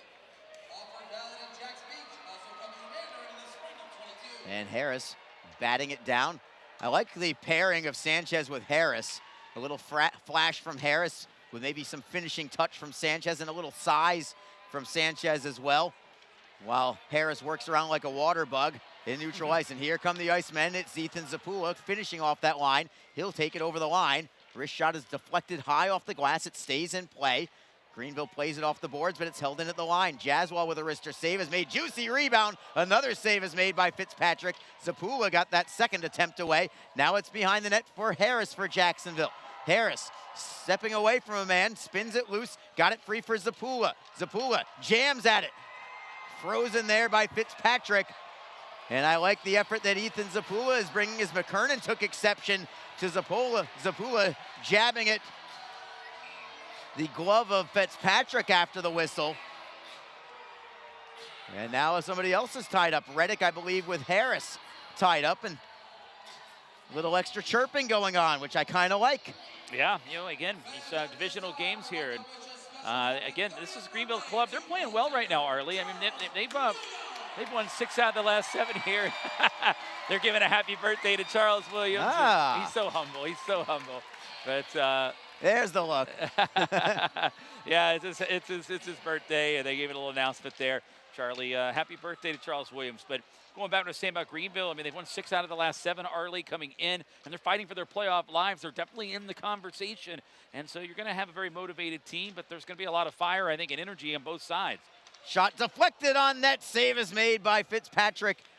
Lynch got a piece of it. What a great tip that was off the initial shot from Pavel Vorobey. Elmer is flying right now, forechecking, and he gets the steal in the offensive zone, only to give it up to McKernan, but McKernan didn't have his stick. He'll have to glove it ahead into the Jacksonville end, and it's Hadfield playing it off the end boards for Vorobey. Jacksonville breaks out. They'll chip it ahead. McCallchuk tries to knock it free. He finds the loose puck, and he'll forehand it into the left of Fitzpatrick. Greenville on the puck in their own zone. Bradley Lalonde up the wall. Deflects free for the Swamp Rabbits. They have a possible 2-on-1. Cap with a wrister that's deflected by Fortunato. It goes off the protective netting. Jacksonville now out shooting Greenville 16-5. Yeah. The offense has been good for Jacksonville, but the defense has been suffocating. It has been, and that's the thing. Again, Jacksonville's defense, I mean, you look at the league categories and goals allowed and goals allowed all season, goals average per game, and then shots against. The Icemen are there, Arlie. They're number 1 in all these lists in these categories. You know, Jacksonville would like to score a few more goals, but again, when you got the goaltending that they have with Williams, and of course tonight with Broussard, 5 shots, hey, as long as those teams aren't being efficient with those 5 shots, that's going to get the job done here. And of course, the defense is, hats off to them. They're locking it down there first. Tell you what, hats off to this Jacksonville crowd for continuing the chorus of Living on a Prayer all the way through at full throat. That was impressive. It was. The crowd here is so great. The games are so fun, and you know, especially Saturday in Jacksonville, it's really starting to become a hockey night without question in Jacksonville. I mean, it already is. There's no doubt about that, Arlie. But this is just a fun crowd, and just great energy in the building. We'll take a break in the action. 13:32 to go. Faceoff will be in the Icemen zone when we return. But Jacksonville's on the board. They've drawn first blood. A Jake Elmer goal has them on top 1-0. This is Jacksonville Icemen hockey. Tonight's game is brought to you by the ECHL, celebrating its 34th season of affordable family entertainment. The ECHL would like to recognize the following league sponsors: AMI Graphics, official signage provider; Athletic Knit, official jersey supplier; Baron Rings, official championship ring supplier; BFL Canada Insurance and Sutton Special Risk, sponsors of the 2022 ECHL Hall of Fame induction ceremony; Flow Sports, the exclusive streaming provider of the ECHL. Geico, official auto insurance of the ECHL. The Fairley Group, official commercial insurance provider. Handbid, the official mobile auction app. Honig's, the official partner of the ECHL officiating team. Howie's Hockey Tape, official hockey tape and lace provider. In Glasgow, official puck provider. My Gray Group, your source for game-worn jerseys. Sideline Swap, official online marketplace of the ECHL. And Warrior, exclusive on-ice equipment provider of the ECHL and title sponsor of the 2022 ECHL All-Star Classic. Catch all of the ECHL action live in high definition by logging on to flowhockey.tv. Face-off in the Icemen zone. Greenville with a backhander deflected into the near side wing by the Icemen. Not cleared out yet. Sanchez gets it to the line, but Rauhauser will hold it in. A backhander from the blue line makes its way all the way to Broussard, who will scoop it up. I guess we'll call that a shot on goal. Brass has had to face a couple of testers, but really not too much. He had one big save very early in this second period on a play in tight, but Broussard just stood tall up against the near side post, made a positional save, and that's about as dangerous as it's been on him this evening. Faceoff is to his left, still just a 1-0 game. Can't get complacent for sure. Now Greenville with a shot that goes off the post. The rebound goes wide. It was a wide open net for Coughlin. We've got a whistle and a penalty. It's going to be a tripping call. And who's headed to the box? I think Greenville might be headed to the box. Either way, the Swamp Rabbits really could have or even should have put that one away for a 1-1 game. Yeah. One went off the post, and the other one, he completely missed a 4x6 net. Unbelievable, just fanned on it there. I was watching the reaction of the bench. They were all in disbelief, and frustrating there. If you're a Greenville fan, you get probably your best look of the game, a golden opportunity to tie this thing up. And now it results in a power play here for Jacksonville, and an opportunity for Jacksonville to try to add to their lead. But, oh, man, what a tough break there for the Swamp Rabbits in that situation. It was that close. Adding insult to injury is the fact that Johnny Coughlin, who missed that wide open net, is the man that committed the penalty also for tripping. So he gets 2 minutes in the box to think about it. He'll be apoplectic if the Icemen score on the power play. Yeah, he certainly will. That's going to be a tough one here. Again, he's going to be rooting on the penalty killers right now. Jacksonville 0 for 1 with the man advantage. They skate out of their zone. It's Fortunato with a drop pass for Harris. Plenty of speed over the blue line. He'll leave it for Lynch. To the line, it's Fortunato. Top of the left circle, Derek Lodermeyer in possession. Into the bumper, and Martin with a drive. That is blocked. Jacksonville gets it right back. Fortunato at the left point. Cross ice, it's Harris at the right circle. Into the bumper, it's Martin. Coming back to Fortunato. Wrister and a screen is blocked in front. Jamming at it is Lynch. Couldn't put it on goal.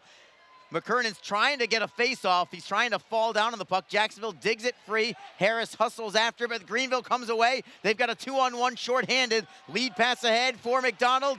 Tries to come back, goes to the forehand, and it's poke checked away by Fortunato. Great defense on that 2-on-1 from Brandon Fortunato. Now it's a 3-on-2 for Jacksonville. Lodermeyer waits for a trailer. He'll turn away from one man, leaving the puck for Martin. At the blue line, it's Giles. In the slot, Martin pulls the trigger. It's deflected into the corner. Jacksonville gets it back. Still 47 seconds on the power play. Giles to the right circle. Harris in possession. Harris with a turnaround shot. It's deflected out of play. Up and down action on this power play. The Icemen certainly had opportunities. Greenville did as well.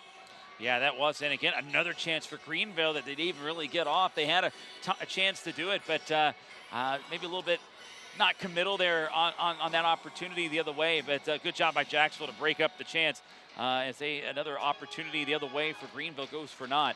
And then the Icemen, I like this power play, the way it's going, good puck movement. They're seeing some lanes, they're taking shots. Not all of them have made it in, but again, they're seeing some opportunities and they're going for it.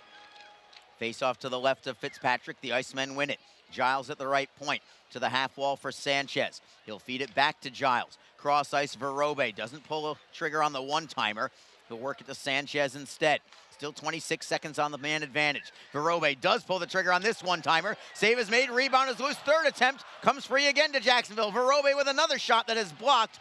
Greenville cannot clear it out yet. Giles into the bumper. It's Elmer, right side. Sanchez. Oh, what a save by Fitzpatrick. Rebound comes to Greenville. They'll clear it out. A furious final few seconds on that power play as Broussard plays it all the way to the blue line. It's Mikulchuk, lead pass ahead, too far for Harris. He was wide open on the doorstep. Teams are at full strength as the Swamp Rabbits play it to center ice. Bouncing puck in the neutral zone. Coughlin will clear it in. What a pass that was to Sanchez. I believe it was Elmer who made the pass to Sanchez, and here come the Icemen again. Hawerchuk over the blue line. He'll spin away from one man and drop it into the corner. Harris with a body check there as Greenville has possession. It's Lalonde up the right side. Reddick couldn't handle the hot pass. Jacksonville takes possession at their own line. Jaswal, Hawerchuk, and then Berzola. Berzola loses the handle. The Icemen get it right back. Over the blue line, it is Hawerchuk, right circle. Wrist shot, save is made. Rebound cleared into the corner. Jaswal gets it back to the half wall for Hawerchuk. Slipping it to the right point. Berzola dropping it for Hawerchuk now at the right circle. Hawerchuk tries to skate into the slot. He'll feed Jaswal. Wrister in a screen. Save is made. Rebound is loose. Where's it going to go?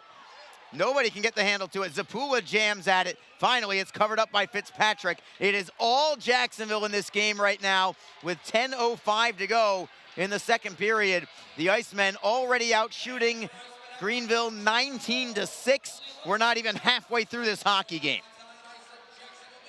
Unbelievable, the pressure right now being applied by Jacksonville. They're certainly feeling it here, and they're really testing the pads here. Fitzpatrick, who is also letting in some second chances. There's some rebounds he's leaving out there. So he's been seeing the puck here a lot lately. 19-6 the shots right now in favor of Jacksonville. Want to go back to really the end of that power play. That save that Fitzpatrick made, though, remember that one. That was a good look there for Jacksonville. That really could have made it a 2-0 game at that point. But again, he's making the saves, but now we're starting to see a little bit of rebounds here. The Icemen need to try to capitalize on those second chances. Verobe behind the Greenville net. He's a defenseman in the offensive zone. Coming to the blue line. Hadfield closes. Wrister is deflected. Goes high off the glass. It stays in play. All Jacksonville right now with the pressure. Travis Howe is on the ice. On his backhand, he'll play it into the corner for Lynch. Lynch also on his backhand. He'll cycle it for Martin in the right wing corner. Comes free for Hadfield. Hadfield to the blue line for Verobe. Shot is deflected wide. Howe got a piece of that. Centering feed from Howe. And the Swamp Rabbits pull it away and skate it up the right wing side. They'll bring it into the Icemen zone. Jacksonville is clicking on all cylinders right now, but keep in mind, it's still just a 1-0 game. Still plenty left to be decided in this one. Jacksonville looking for some insurance here as Howe takes the body, then takes the puck behind the Greenville net. Howe tries to center. It's knocked free. He's double teamed on the play. Martin steps in. Greenville takes the puck, however. It is Zimmer on his backhand. Sanchez knocks it free. Martin at the blue line cannot hold the zone, but Jacksonville gets it right back at center ice. It is Sanchez tapping it free from one man. Loose at the red line. Greenville now takes over. And again, a bouncing puck. Ethan Kapp now plays it over the line. They say it's onside. Wrist shot and a score. Beauchamp will get the goal. I thought the play was offside, Reader, but it's a 1-1 hockey game as Beauchamp goes bar down on that 35-foot wrister, and we've got a 1-1 hockey game. Yeah, he was able to get it through all that traffic. There was like a line of players lined up down the middle of the slot. He shot it just to the outside of it and was able to beat Broussard. And that ends a pretty nice shutout sequence there for Broussard, going back to Thursday's game where he was able to stop all 24 shots en route to that 3-0 victory. And so far a game and a half here, so pretty great sequence there by Broussard. He's been unbelievable, but good shot by Beauchamp. And just like that, as good as the Icemen have been, it's a tie game still. I thought that play was offside. I'd love to see it again. I mean, not anything that's going to be called back. There's no replay here, unlike in the National Hockey League. And it happens so fast, it'd be hard to tell anyway at certain angles. It's not like you can just slow things down frame by frame like they can in the show. Either way, it's a 1-1 hockey game. You're not going to take it away. And credit the shot from Beauchamp. Pinpoint, bar down, and just over the goal line. Now a penalty coming. This is on Jacksonville. So the Icemen, who have been so good in this game for the opening 30 minutes, and right now, it's as if it never happened. Still 1-1. Power play for Greenville as we head to break. And Jacksonville now needs to kill off a penalty just to stay even up with the Swamp Rabbits. Back in a minute. This is Jacksonville Icemen hockey. Don't forget, this game is being streamed live around the world today.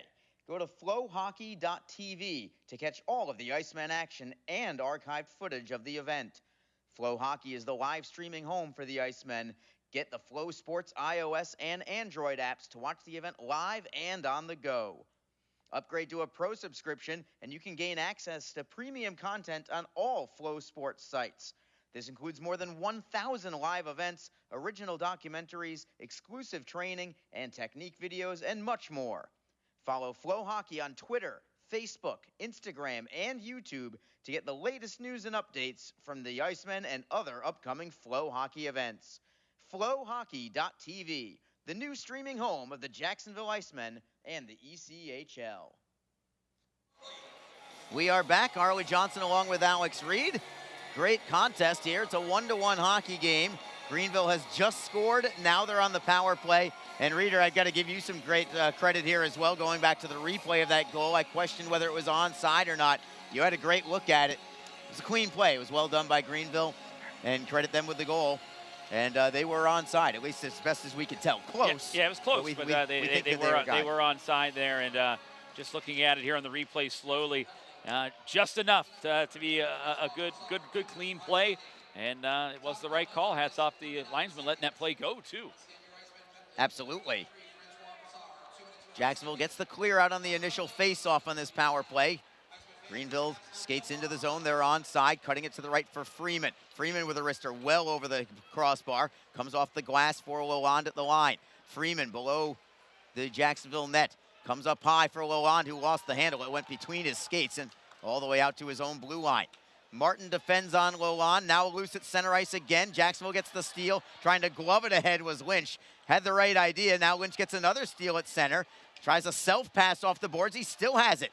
Lynch killing some time in the right wing corner. Wow. What a shift this is from Luke Lynch. As he'll head to the bench finally, and the Swamp Rabbits take it behind their own net, but already just 1:03 remaining on this power play. It is Coughlin over the blue line. Greenville takes it into the zone. Hadfield for Jacksonville now getting some penalty kill time. Rims it around but does not clear. It's Jolie. He'll lose the handle. Lodermeyer on the forehand. He'll forehand it the length of the pond. And an excellent penalty kill from the Icemen thus far. Still 40 seconds to go to kill off. Rawhauser defended by Howarchuk at his own blue line. Comes off the boards for Greenville. Zimmer cutting away from Howarchuk. Gains the blue line. He's onside.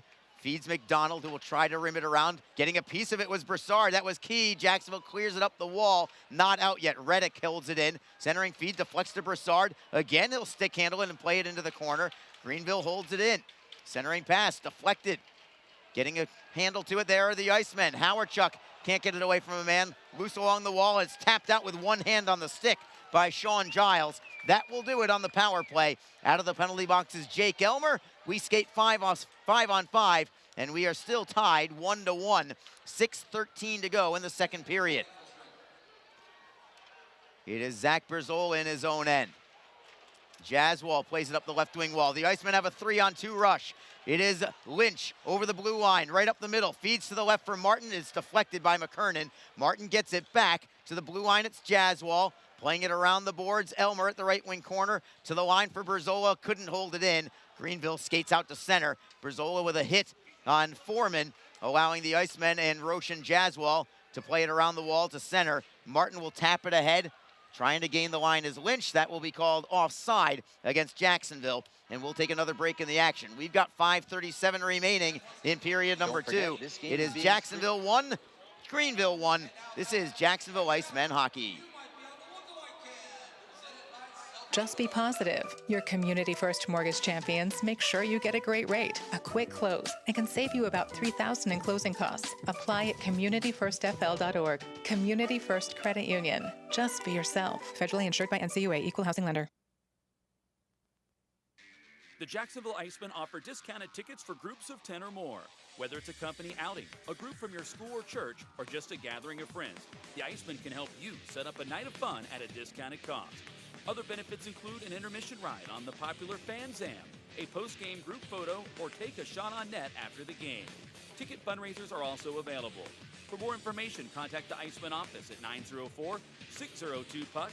That's 904-602-7825, or visit us online at jacksicemen.com. Icemen Hockey, feel the freeze. Got a good tilt going here between the Icemen and Swamp Rabbits. It's 1-1. Jacksonville has outshot Greenville 21-7, but it has not resulted in the lead, at least not at the moment. No, I mean, they playing well. And again, I think I said being opportunistic and efficient with your lack of shots. And, well, Greenville's done that. They got 7 on the board, and, well, they got 7 shots on this game, and they got 1 on the board here, and it's still a tie game. Jacksonville with the puck in the offensive end. It's Harris for Fortunato. Wrister and screen deflected. Oh, what a save from Fitzpatrick as Harris got a piece of it on the way, redirected it to the opposite side against the grain, and Fitzpatrick still able to get a glove on it. Yeah, that was a great save. Another good stop here by Fitzpatrick, and man, that one was he was kind of going to his right there, but then the puck drifted and redirected, and he just stuck it out and made the catch there with the glove and was able to keep that one out. And again, those redirects, they're tricky. They give goaltenders nightmares there, and Fitzpatrick, a great job there and an excellent job. That's another big save in this game where the puck looked as if maybe it was going in, but he's made some saves here in this period for sure. The Icemen have been looking for a better finishing touch. They have not really found that tonight, but they are playing fantastic hockey. But they want somebody that can bury it on a consistent basis. And this is the kind of game where you really wish you had that guy. It could be a 2-1 game instead of 1-1. It only takes one to make a big difference sometimes. Icemen at center ice. They'll play it into the Greenville end. Parcells on the puck on his backhand. Slips it up the middle for Gerards. Gave it up to Sanchez in a dangerous area. Sanchez couldn't get the shot away, but he at least does get the turnover. It comes to the blue line for Hadfield. Hadfield dekes around a man, then spins away from Russell. Walks the line. Wrister and a screen is blocked. And it comes off the far side wall for Gerards. Gerards back to the wall. Held in this time by the Icemen and Verobe. Derek Lodermeyer stick handles away from a man. Tries the bank shot. It is deflected. Lodermeyer gets it right back at the near side glass. Good pressure again from the Icemen. Hadfield with the wrister, deflected on goal by Lodermeyer. That was a much easier deflection save for Fitzpatrick this time, but a save just the same. And the Icemen are up to 23 shots on goal, 14 of them in this period.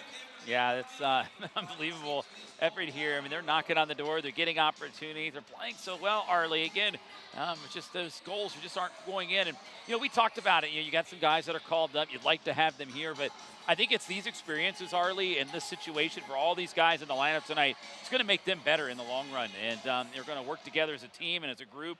And they're going to get this increased playing time, and they're going to have those opportunities. But I think in the end game here, it's going to make this team better as a whole, especially when everyone does come back, because anyone could go in at any moment. Here's Travis Howe for the Icemen, cycling the puck along the wall. That's part of his game. Lynch at the left faceoff circle, all the way to the blue line before moving it to Berzola. Back for Lynch. Howe from the goal line tries to find it for Lynch. He got spilled on the play. It actually might have been Howe that spilled him. And then Howe goes to the penalty box. It's going to be a penalty on Howe. Delayed call. There's your touch up from Jacksonville. Howe let his stick go as if to signal, I had nothing to do with that. But it's going to be a penalty on Travis Howe. He does not like the call at all, but it's not going to matter. Greenville's back on the power play. Yeah, and another big penalty kill here, because you'd hate to be the Icemen right now out shooting your opponent 22-7 and then head into the break here, potentially losing the game 2-1, and that's what they're facing right now. So another big penalty kill for the Icemen. And again, PK has been great here tonight, but I think this is another big kill here for this club. They've got to make it. There's just been so many moments here in the last couple of weeks where it seems like a lot of special team situations are so important and so crucial, no matter how the game's really been played out, just because of how tight the scores of the games have been. Greenville is second to last in the league on the power play at 15.4%. Jacksonville is second overall in the league on the penalty kill at 85.5%. But Greenville wins the draw. They'll set up shop. Cross ice look. It is Zimmer at the right circle. To the line for Rawhauser. Left circle. Fanning on the shot are the Swamp Rabbits, and Jacksonville will play it the length of the ice. Howarchuk giving chase against Fitzpatrick, forcing him to play it around the wall. And Greenville gets it back with Max Zimmer, flipping it cross ice for Rawhauser. Rawhauser at center ice, a drop pass. Howarchuk almost got a piece of that one too. Zimmer takes it over the blue line, onside, dropping it to the line for Gerards. Gerards playing it down low, comes all the way to the far side boards for Bryce Reddick. Reddick around the boards, hustling forward is Howarchuk. At the near side, it is Zimmer. Blue line for Rawhauser at the circle. Centering feed knocked away by Jacksonville. Flipped ahead and out to center by Luke Lynch. 1:04 to go on the power play for Greenville. Feed up the left side. Swamp Rapids are into the zone. Clean entry. Now a steal from Jacksonville. Here's Lynch. He's playing a great game one-on-one. Trying to move on Coughlin. Knocked free. Gets it right back, however. Leaves it for Martin. Martin skates out to center ice. He's going to kill some time. Smart play by Craig Martin. Now Martin with a great deke. He'll set up a 2-on-1 with Lynch. Martin with a slap shot. And it's going to be a penalty on Greenville. Tripping is the call on Lalonde. What a play that was by the tandem of Luke Lynch and Craig Martin. Yeah, Luke Lynch, again, you talked about it, a solid game here for him, and he is doing an excellent job here today. Just creating opportunities here. They create the penalty and, draw the penalty. Man, it's just Luke Lynch, he brings so much. Again, he's another one of those guys that we saw the development of him in his game, and he brings some other intangibles, and he can play the grit side and all that, but he can make some plays. He's got some hands as well, and here just a tenacious effort on the penalty kill. And he's a guy you can plug in all situations. They are using him in all situations. And Martin, of course, he's going to draw a lot of attention every time he's got the puck, and for good reason with the 16 goals he has on the year. It's 4-on-4 play for the next 38 seconds. The Icemen will have a abbreviated power play after that. Jacksonville, in their loss on Wednesday night to Orlando, they had 2 goals in that game. Both of them were at 4-a-side play. Brendan Harris is on the ice right now. He had one of those goals. And now we have an icing call against Greenville. 25 seconds left of 4-on-4. And the Icemen will be on a power play for almost the entirety of the remainder of this second period, save for maybe about 20 seconds or so.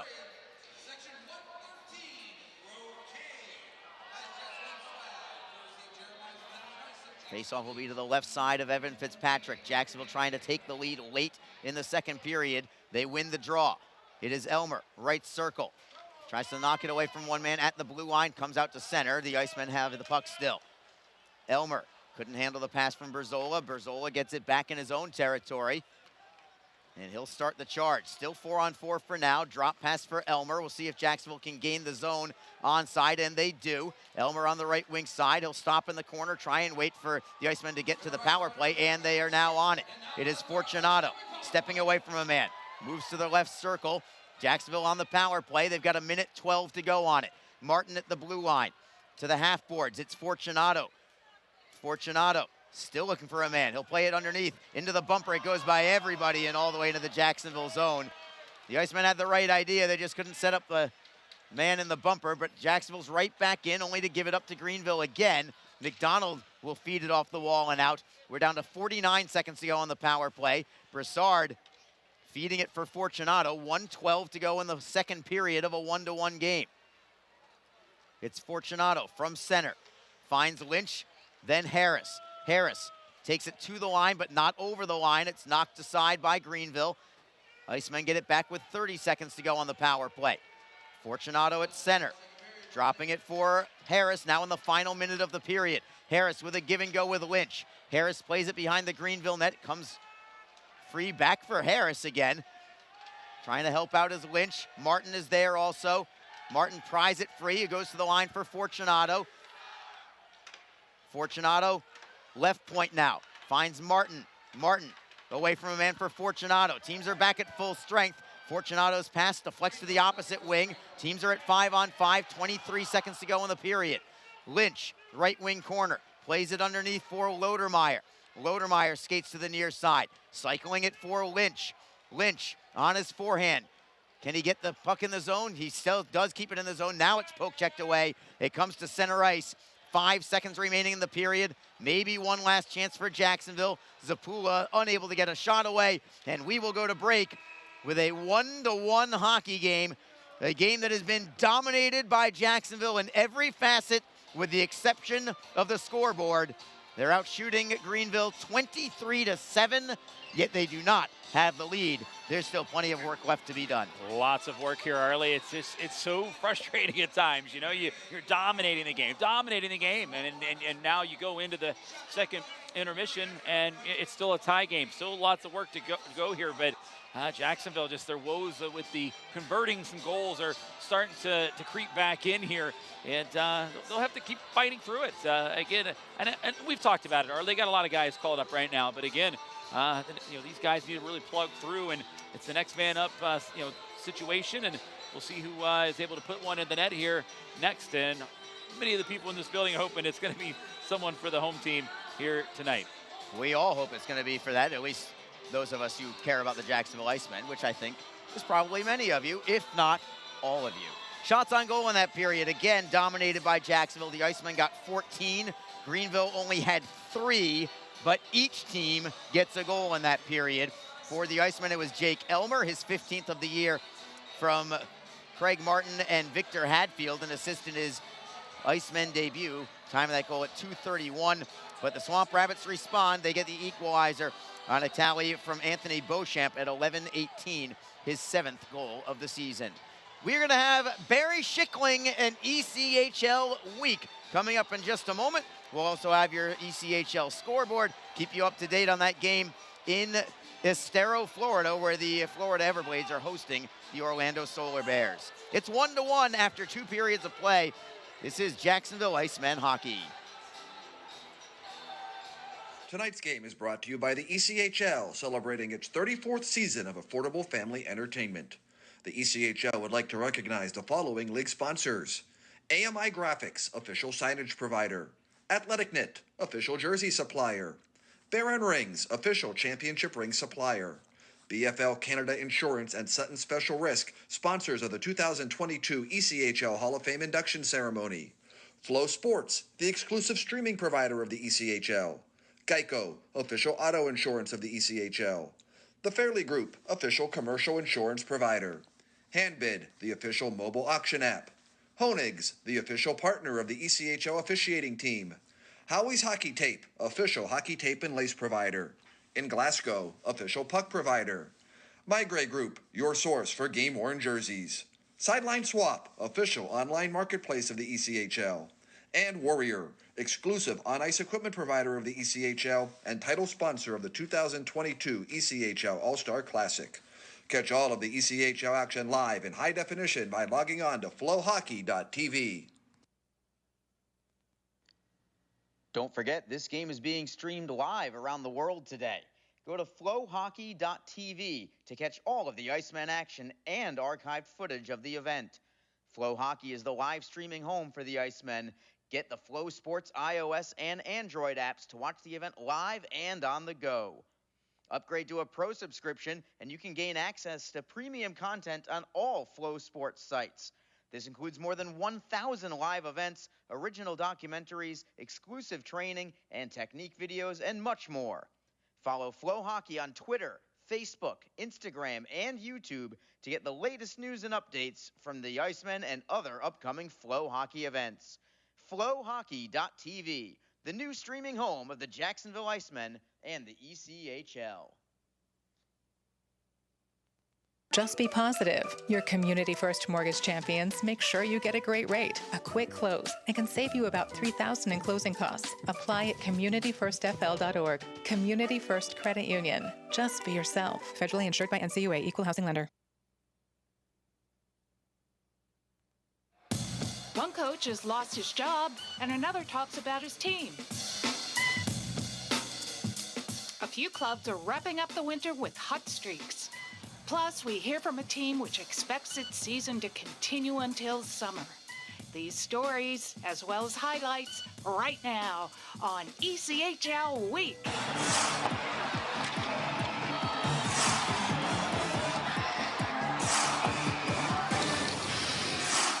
Hi, welcome to another edition of ECHL Week. I'm Barry Schickling, and we're very glad to have you with us. We start today's show reporting on a rarity, a mid-season coaching change in the ECHL.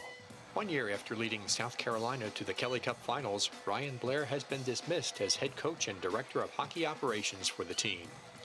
Brenton Kotick, who had been the team's assistant coach, will take over on an interim basis for the rest of the season. It's been a very challenging season and it's time for a change, said longtime team president Rob Concannon.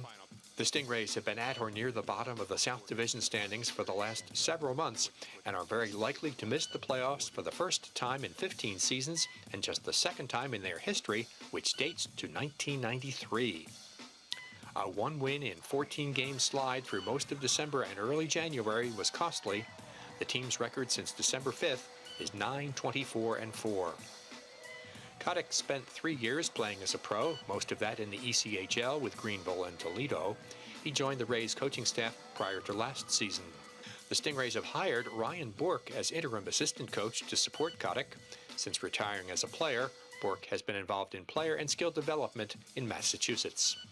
The Newfoundland Growlers are in their 3rd season in the ECHL, and everyone has been good so far, including this one. Let's hear from some of the team members about the way the 21-22 season has progressed.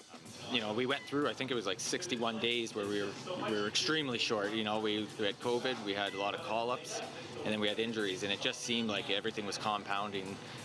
Everything that could go wrong was going wrong for us. And as a staff, and what we were telling the team was, this is the best thing for us. We want to have this adversity.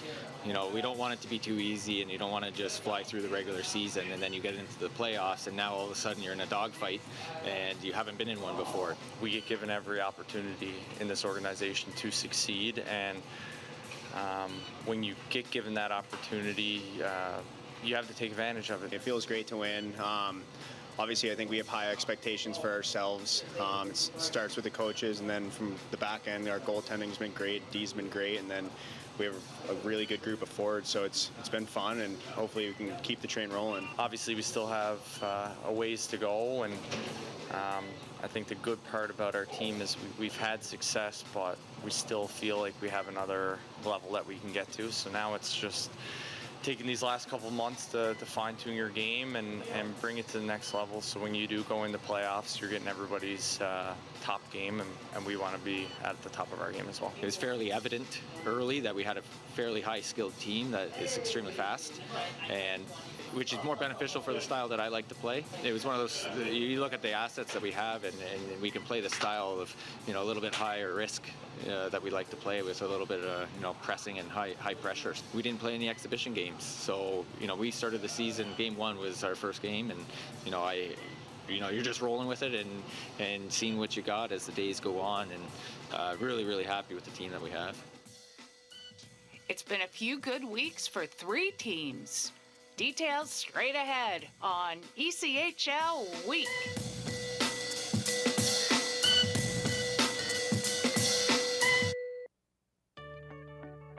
Thinking of selling your home? Now is the perfect time. Want to know what homes like yours are selling for? Let Will Springer be your trusted real estate representative. Contact Will today.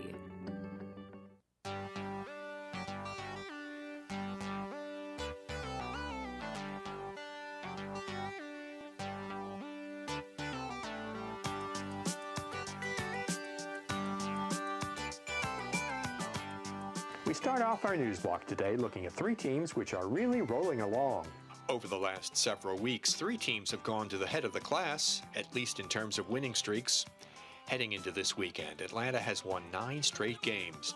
Not only does that tie Jacksonville for the longest winning streak in the ECHL this season, it's catapulted the Gladiators to the top spot in the South Division.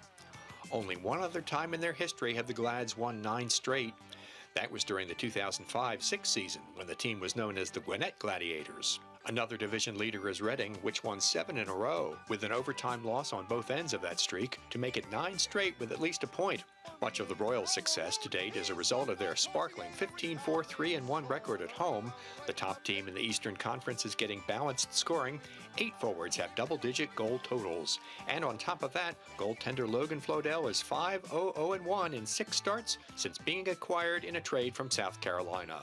The third team on a major run is not at the top of its division and, in fact, has spent much of the season near the bottom of the Central. But first-year Iowa won a team-high 7 straight until falling to Fort Wayne on Wednesday night. The run has boosted the Heartlanders into a legitimate playoff contender. Chris Bennett is leading all ECHL rookies in both points and goals, and along with teammates Kate Oliver and Jake Smith, give Iowa 3 of the top 12 in ECHL rookie scoring. The second youngest team in the division, based on average age, it's taken a bit of time for the Heartlanders to put it together, but Coach Jerry Fleming's patience is being rewarded. During that winning streak, Iowa outscored its opponents 37-15. We'll have more detailed looks at all these teams over the next few ECHL Week shows. It's just 10 months until next season's All-Star Classic, and it seems even closer now that the event has a logo.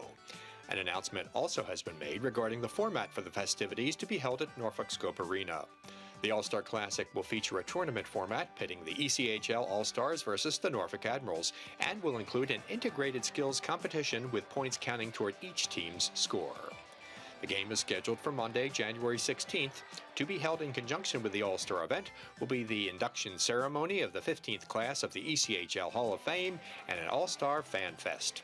This will be the second time Norfolk has hosted the event. The second ever ECHL All-Star Game in 1994 was held in Norfolk, which joins Reading as the only cities to host the ECHL All-Star Classic twice. Hi, I'm Taylor Crunk of the Utah Grizzlies, and you're watching ECHL Week. Time for another chapter in our look at new coaches from around the ECHL, this one on a new team. With over 1,000 games played as a pro, most of which came in the National Hockey League, Eric Belanger, first head coach of the Trois-Rivières Lions, can rely on his experience to help him in his first pro assignment behind the bench. But after 7 years coaching at junior, bantam, and midget levels, what appealed to him about coaching pro hockey now? Well, first of all, I have 2 daughters. They were getting older, so it was easier for me to be able to move around again, to be able to travel. And I think the timing for me, because when I retired from the NHL, I moved to Florida. A separation, got divorced, so we came back to Canada for the kids. So as soon as I came back, I started coaching again, because I coached the Junior Panthers when I was living in Florida after my retirement. So, and then I started right away. I got opportunities, and then the opportunities presented itself in Trois-Rivières with the Lions. Called Marc-André, which was an old teammate of mine, and showed him my interest, and here I am today. It's been 20 years since Belanger played minor pro. What are his impressions of the ECHL? The league is a lot better than I thought. The players are good. There's been some really crazy games, some tough games when we went to Florida. Newfoundland, the first couple of games of the year were tough games for us because it's a team that won a couple of years ago, and you can see there's a bunch of players that play together for a couple of years. So there's a lot of good players. There's more structure in the games on different teams than I thought it was going to be. And I mean, the product in general is a lot better than what I thought. With more than half a season under his belt, what's the most important aspect of the league that he's learned about and that he's worked toward teaching his players? It's a different world, but I really think if you can get through this and get comfortable with it, I always tell my players we got to become comfortable being uncomfortable. As a coach, it's the same thing. We're uncomfortable a lot, and you got to be able to roll through the punches, get up, find ways, and plug it away. Belanger has the mentality of trying to succeed no matter what, and that includes embracing the challenge of coaching at this level. There's some nights, like last night, it was a tough game. You go back, you look at tapes, you're like, okay, what do I start with? But it's the beauty of you wake up today, you're making a game plan, you have curve balls throwing left and right at you. It's how you can regroup, how can you stay focused and don't get caught up in getting negative with everything that's going on. We have to find solutions. We have to help the players to perform the best abilities they can, and hopefully the result will come.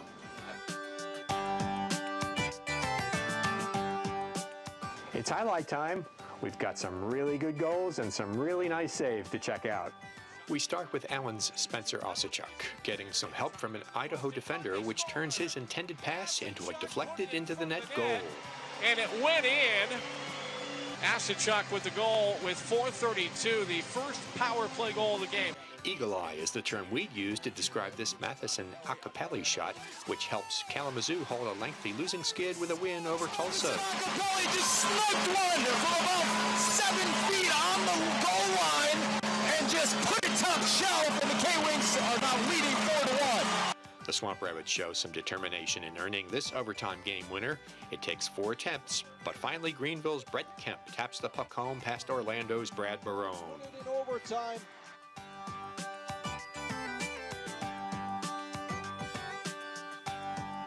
But here, Barone shuts the door, although he has to make a few saves to do it. This hard work led to a Solar Bears shutout victory in Jacksonville.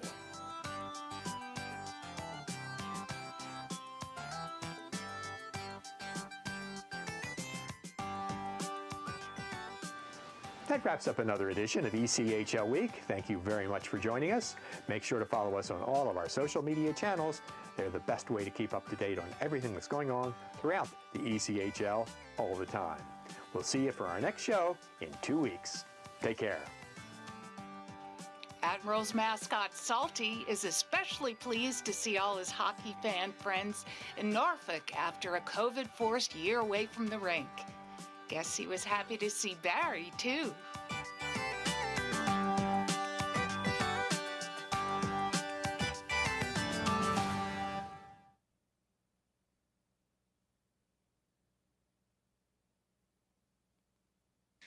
The Jacksonville Icemen offer discounted tickets for groups of 10 or more. Whether it's a company outing, a group from your school or church, or just a gathering of friends, the Icemen can help you set up a night of fun at a discounted cost. Other benefits include an intermission ride on the popular Fan Zam, a post-game group photo, or take a shot on net after the game. Ticket fundraisers are also available. For more information, contact the Icemen office at 904-602-PUCK. That's 904-602-7825, or visit us online at jacksicemen.com.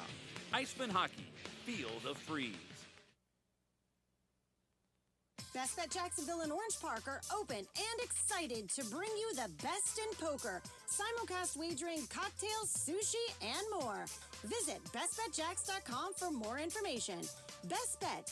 Experience the best. The Jacksonville Icemen are always looking to give back to the communities of North Florida.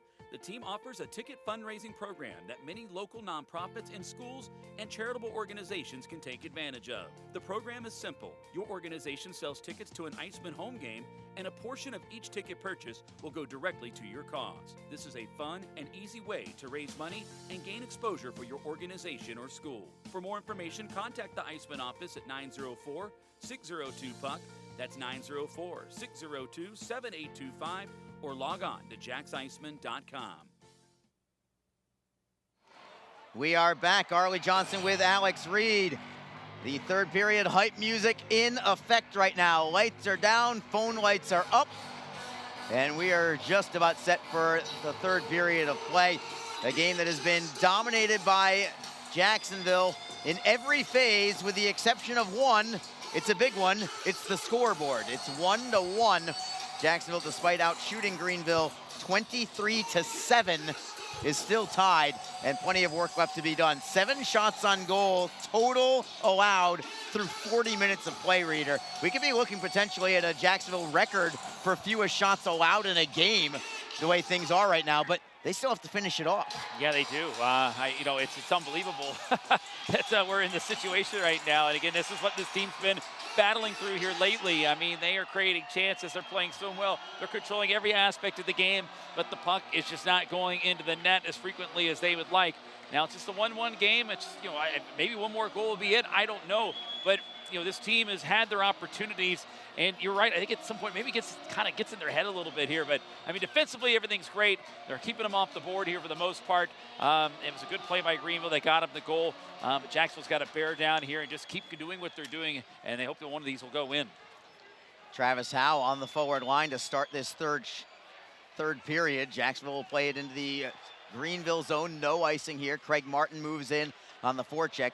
Rawhauser drills it around the boards, and he finds a teammate. And Freeman will play it in behind the Jacksonville net. Berzola backhands it up the wall. Martin tries to knock it away. It's held in at the line. Slap shot is deflected off the back of the wall. Centering feed comes free to Broussard, who gets a piece of it. Comes free back for Greenville. They'll play it around the boards. Coughlin at the left point tries to step around Howe. Howe defends on him, but Coughlin holds it. And a good first shift here from Greenville. Zimmer from the blue line in a screen. Shot is blocked in front. Good thing, because I don't know if Broussard ever could have seen that. And now it's Howe taking it back to the Greenville blue line. It's poked away by the Swamp Rabbits, but the Icemen get it right back. Fortunato in his own zone.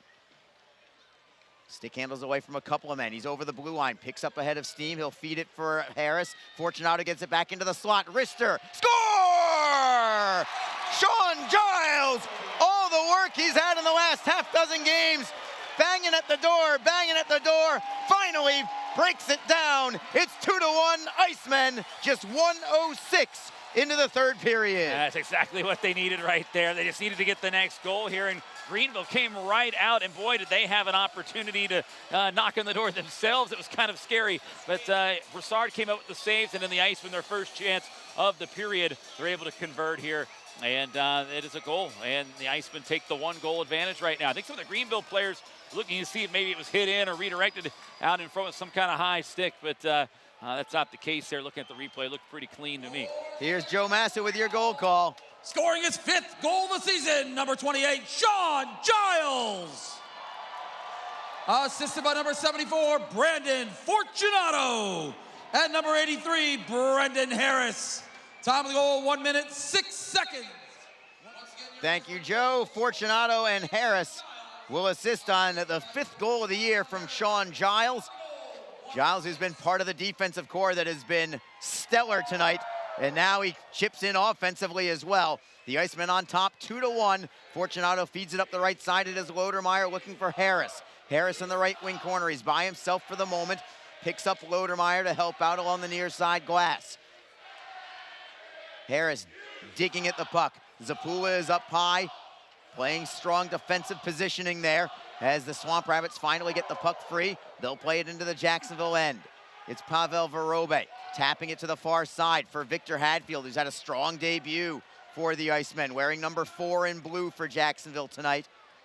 Greenville at the blue line of Jacksonville. They're onside. Reddick on the forehand. Shot is blocked. Reddick gets it right back. Turnaround shot. That goes wide. Goes by to the far side. Held in at the blue line. Rister in a screen. Save is made. Broussard got a piece as Gerads was able to deflect it on goal. A tester there for Francois Broussard to keep the Icemen on top, but he makes the save, and the Icemen remain up by 1. He didn't panic there. He just kind of kept his positioning. He was in good spot there. Puck hit off of him. It did drop down, but he didn't panic. He just went down. He needed to locate it. He did, and he gets the whistle here. So just a good play there by Broussard there to kind of stay with the play, not panic. Sometimes when that puck falls in the crease and goalies panic, it can get kicked around, knocked around. You can do more harm than good. That time, good control and poise by Broussard.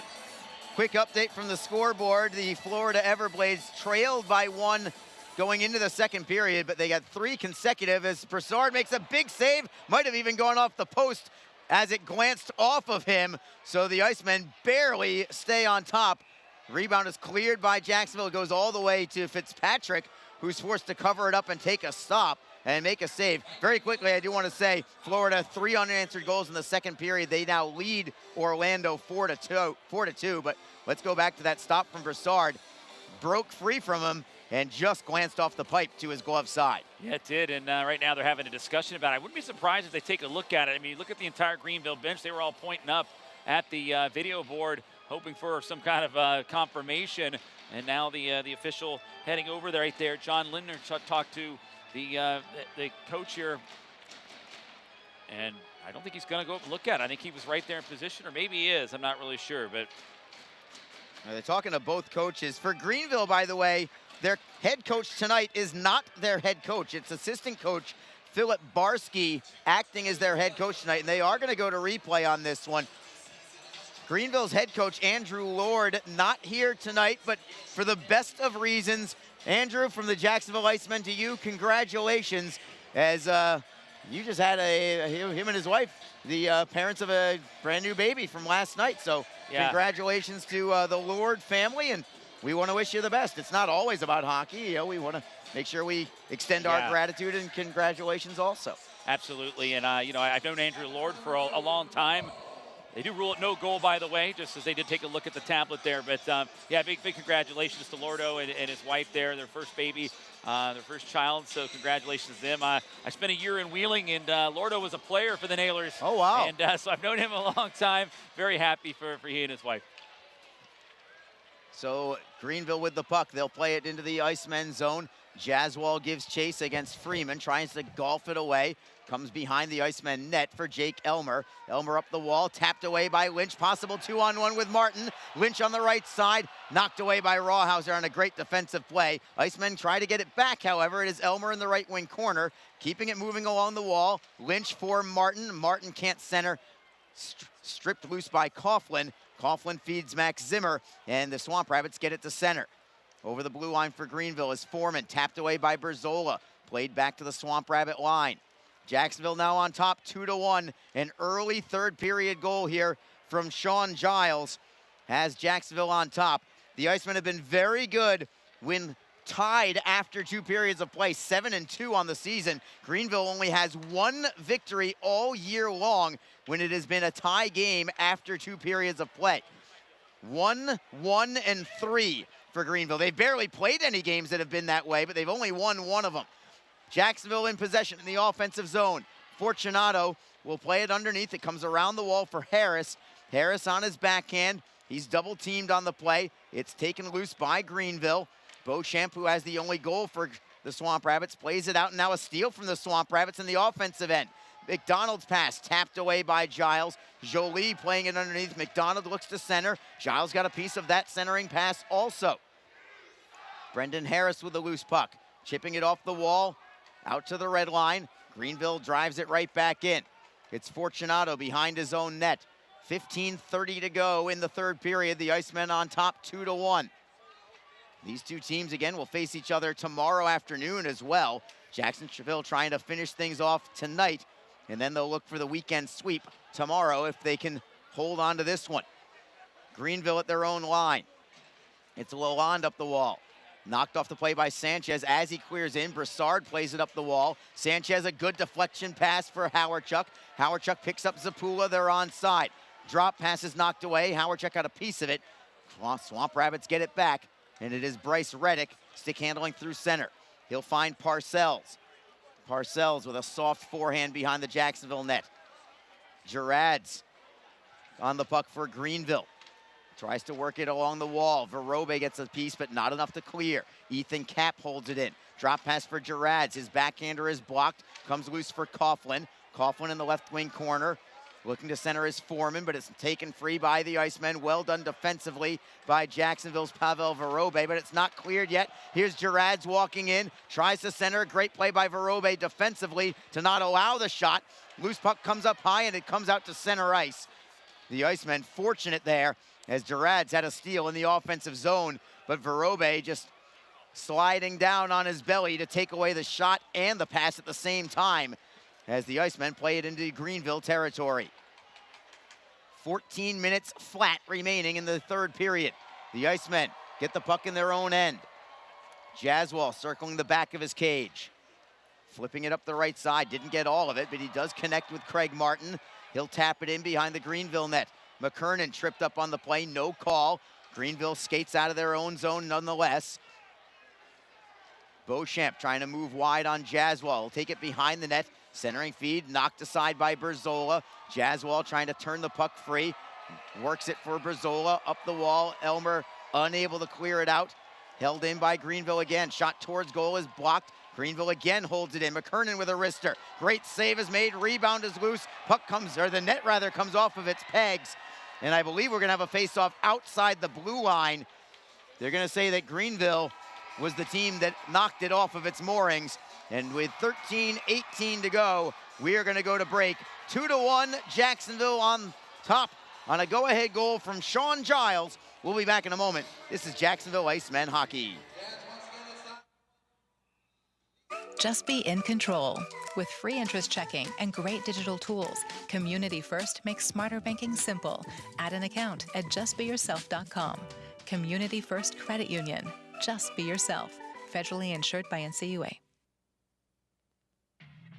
NHL players have amazing talent, and some of the very best developed right here in the ECHL. Beagles in, he scores.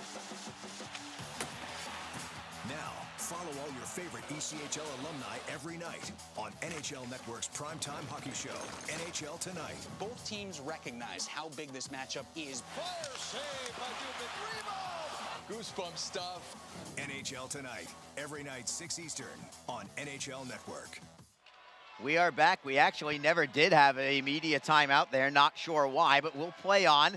Puck is in the Jacksonville zone. Some pressure here from Greenville, but the Icemen do have the puck.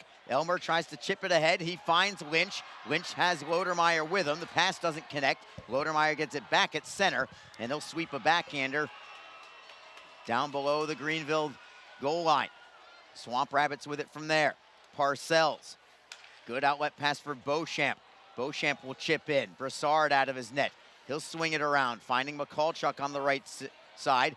He'll pivot at center, moving it in on the forehand. Fitzpatrick knocks it free there. He'll play it around the wall. Getting a piece of it is McCallchuck, trying to hold it in the zone, but he can't.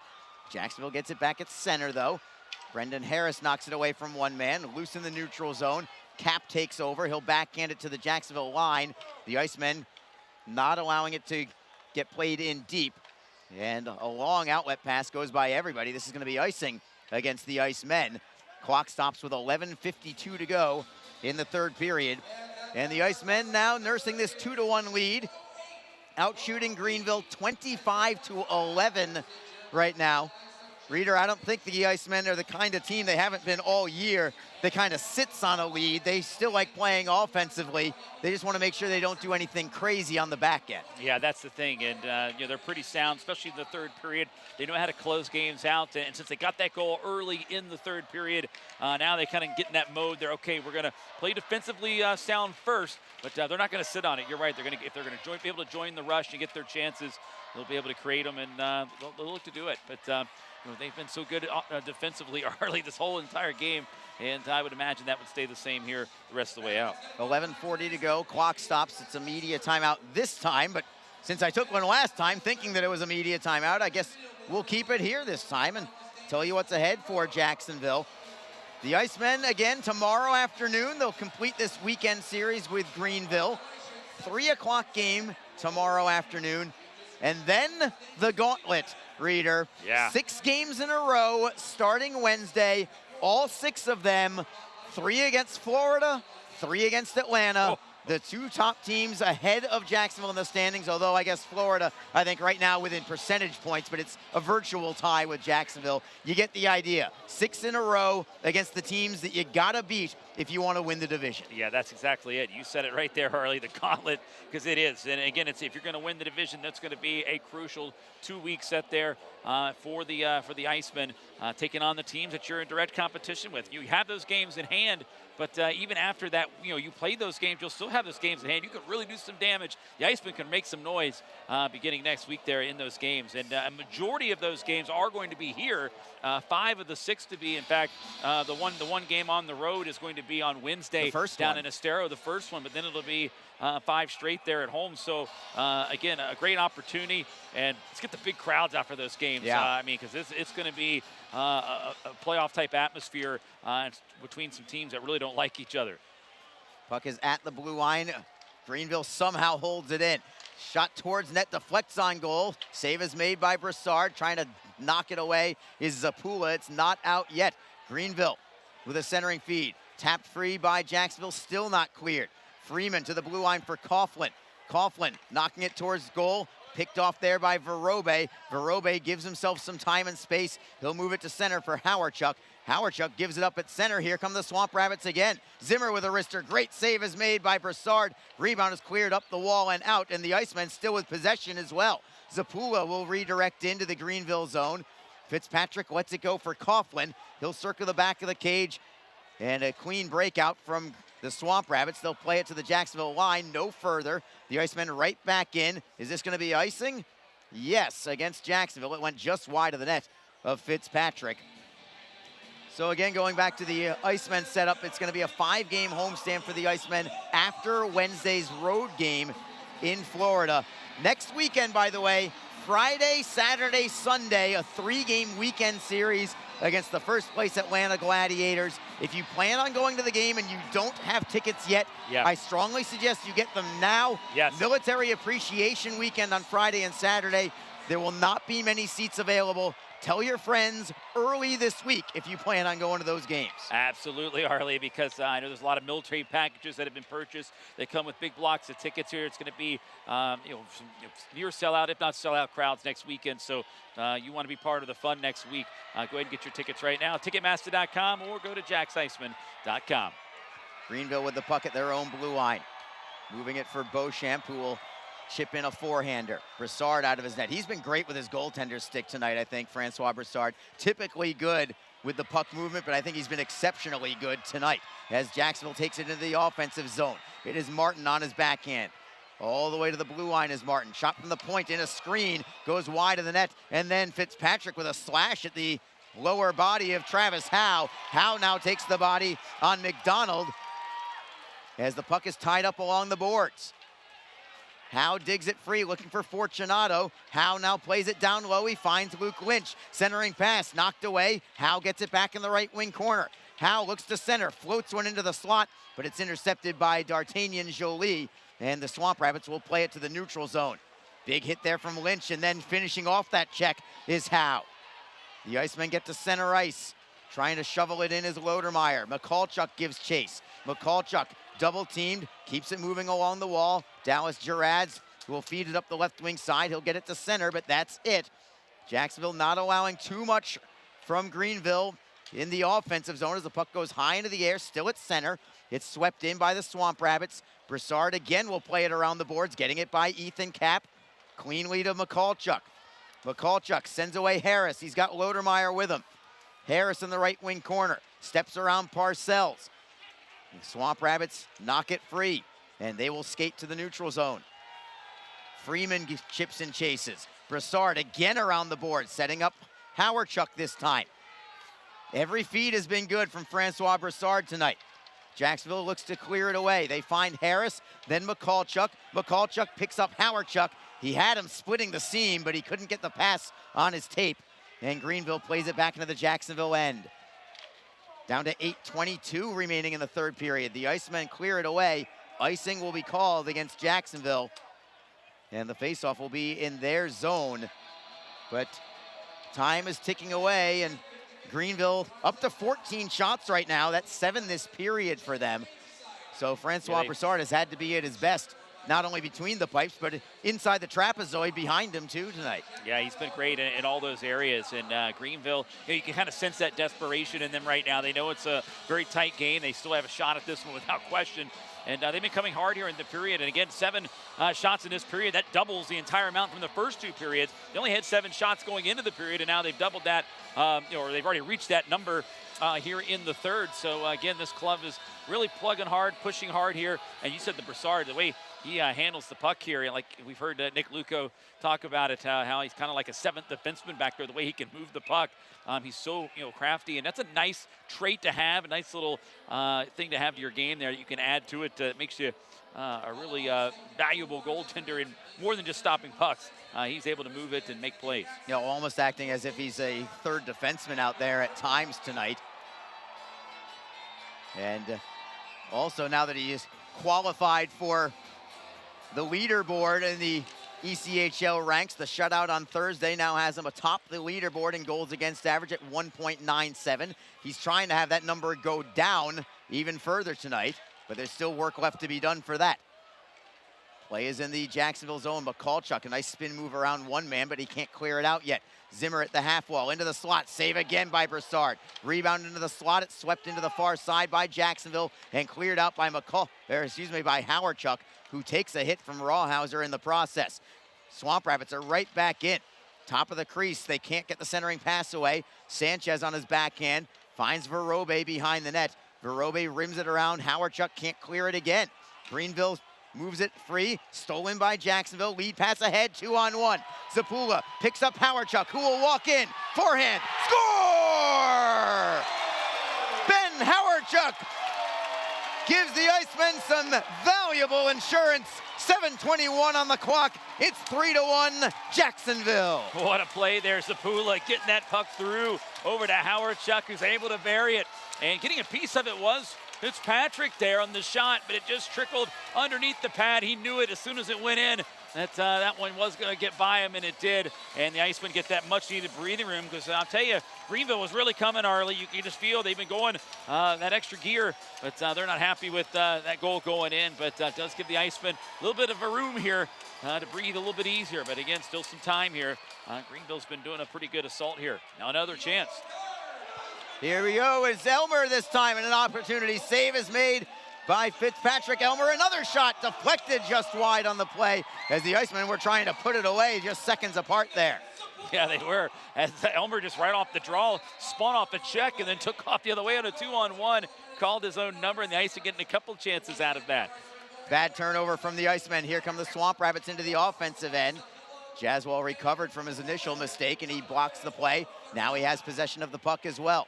Off the left side, it's deflected out to center by Jacksonville. Greenville takes it back into the zone. Berzola knocking it free for Lynch. Berzola gets it back, right wing side. Now 3-1 Icemen. Elmer playing it for Jaswell. Jaswell gains the red line. He'll wrist it in over the head of Fitzpatrick. Down to 6:24 to go in the contest. Swamp Rabbits clear it in. Broussard leaves it for Giles. Giles has the current go-ahead goal right now in this game. The potential GWG, which would be his second of the season here on home ice if it holds. Howe now taking the body at center ice, allowing Lodermeyer to clear it into the zone. Howe gives chase on the forecheck, barreling in on Coughlin, but Coughlin stops on him, feeds it to the right. Dangerous pass from the Swamp Rabbits, but they get it away. It is Reddick at center. Howe doesn't allow him to get into the zone cleanly. It creates an offside call against Greenville. We'll take one final break with 5:51 to go in the third period. But an insurance goal from Ben Howarchuk, his 12th of the season, has Jacksonville on top, 3-1. This is Jacksonville Icemen hockey. If you feel that passion is just a start, if you think practice is never over, if you believe speed limits are just for highways, and Saturday mornings aren't made for cartoons, if you try, fail, learn, laugh, repeat, compete, respect, and unite, then you belong on our team. Join now at team.ccmhockey.com.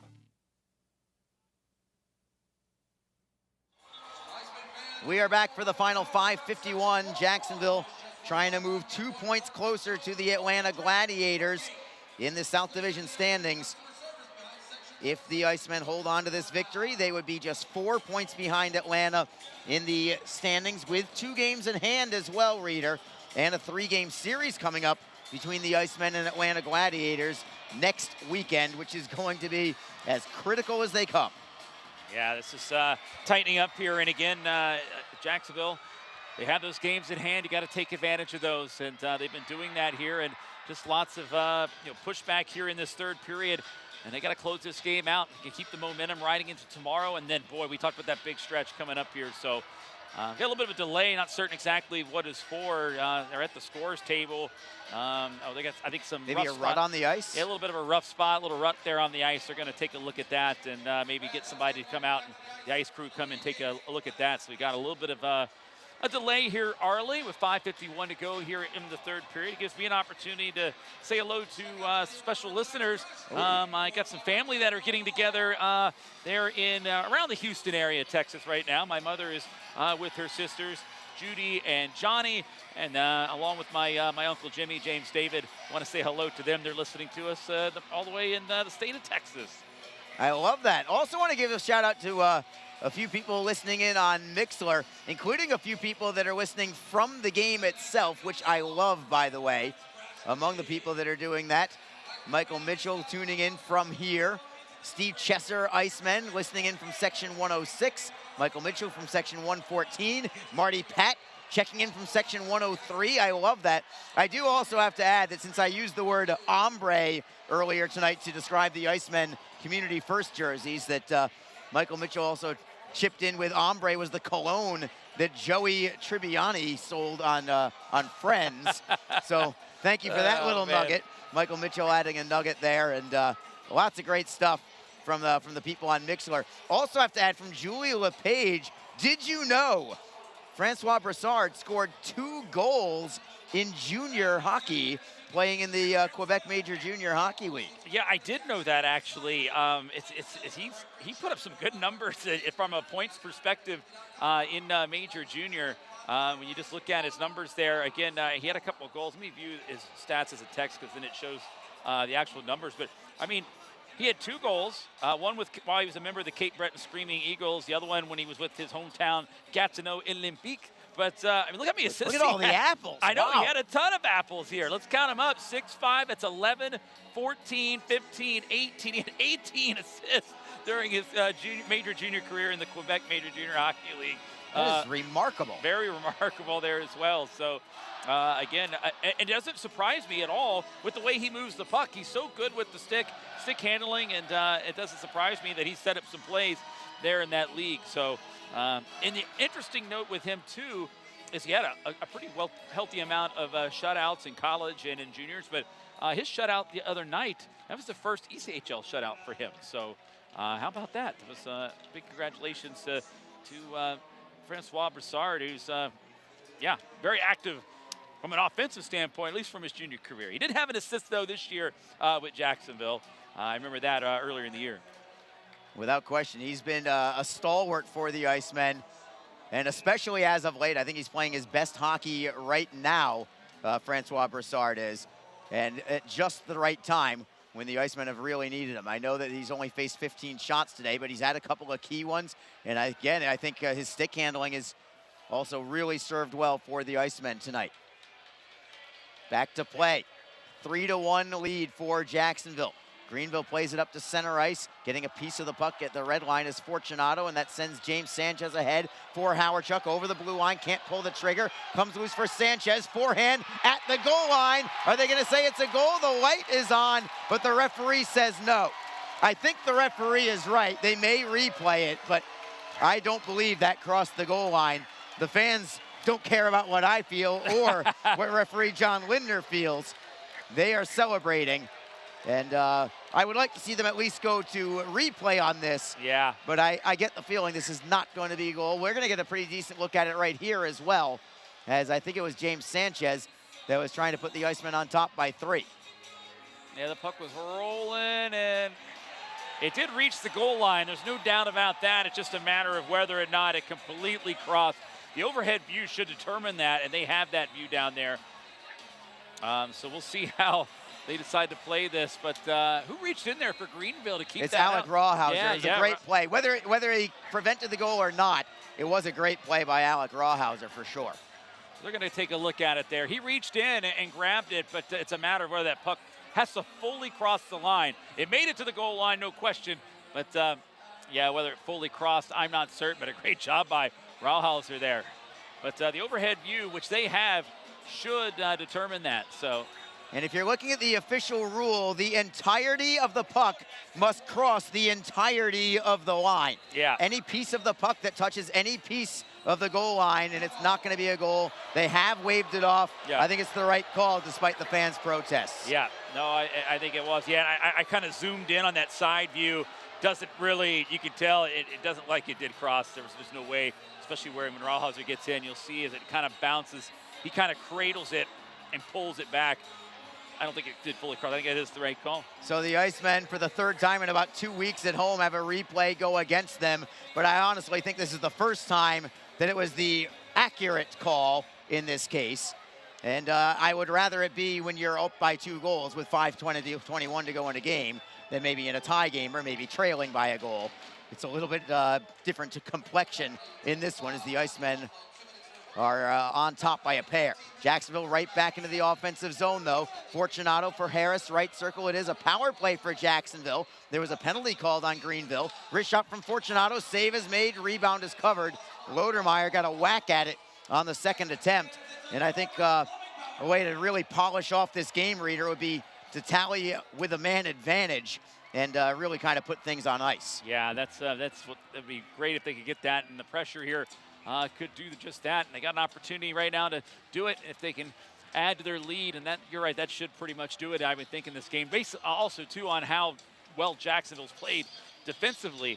And, they should be able to lock it down. We'll see, though. But at the very least, they can kill some time here off the game clock. Another save by Fitzpatrick on a wrister from Fortunato. Fortunato not taking that shot as if to score, just looking for a rebound or a deflection in front, or a screenshot for that matter. Most shots from the blue line are not intended to score on their own. It's more shots with purpose. What you got there, Reader?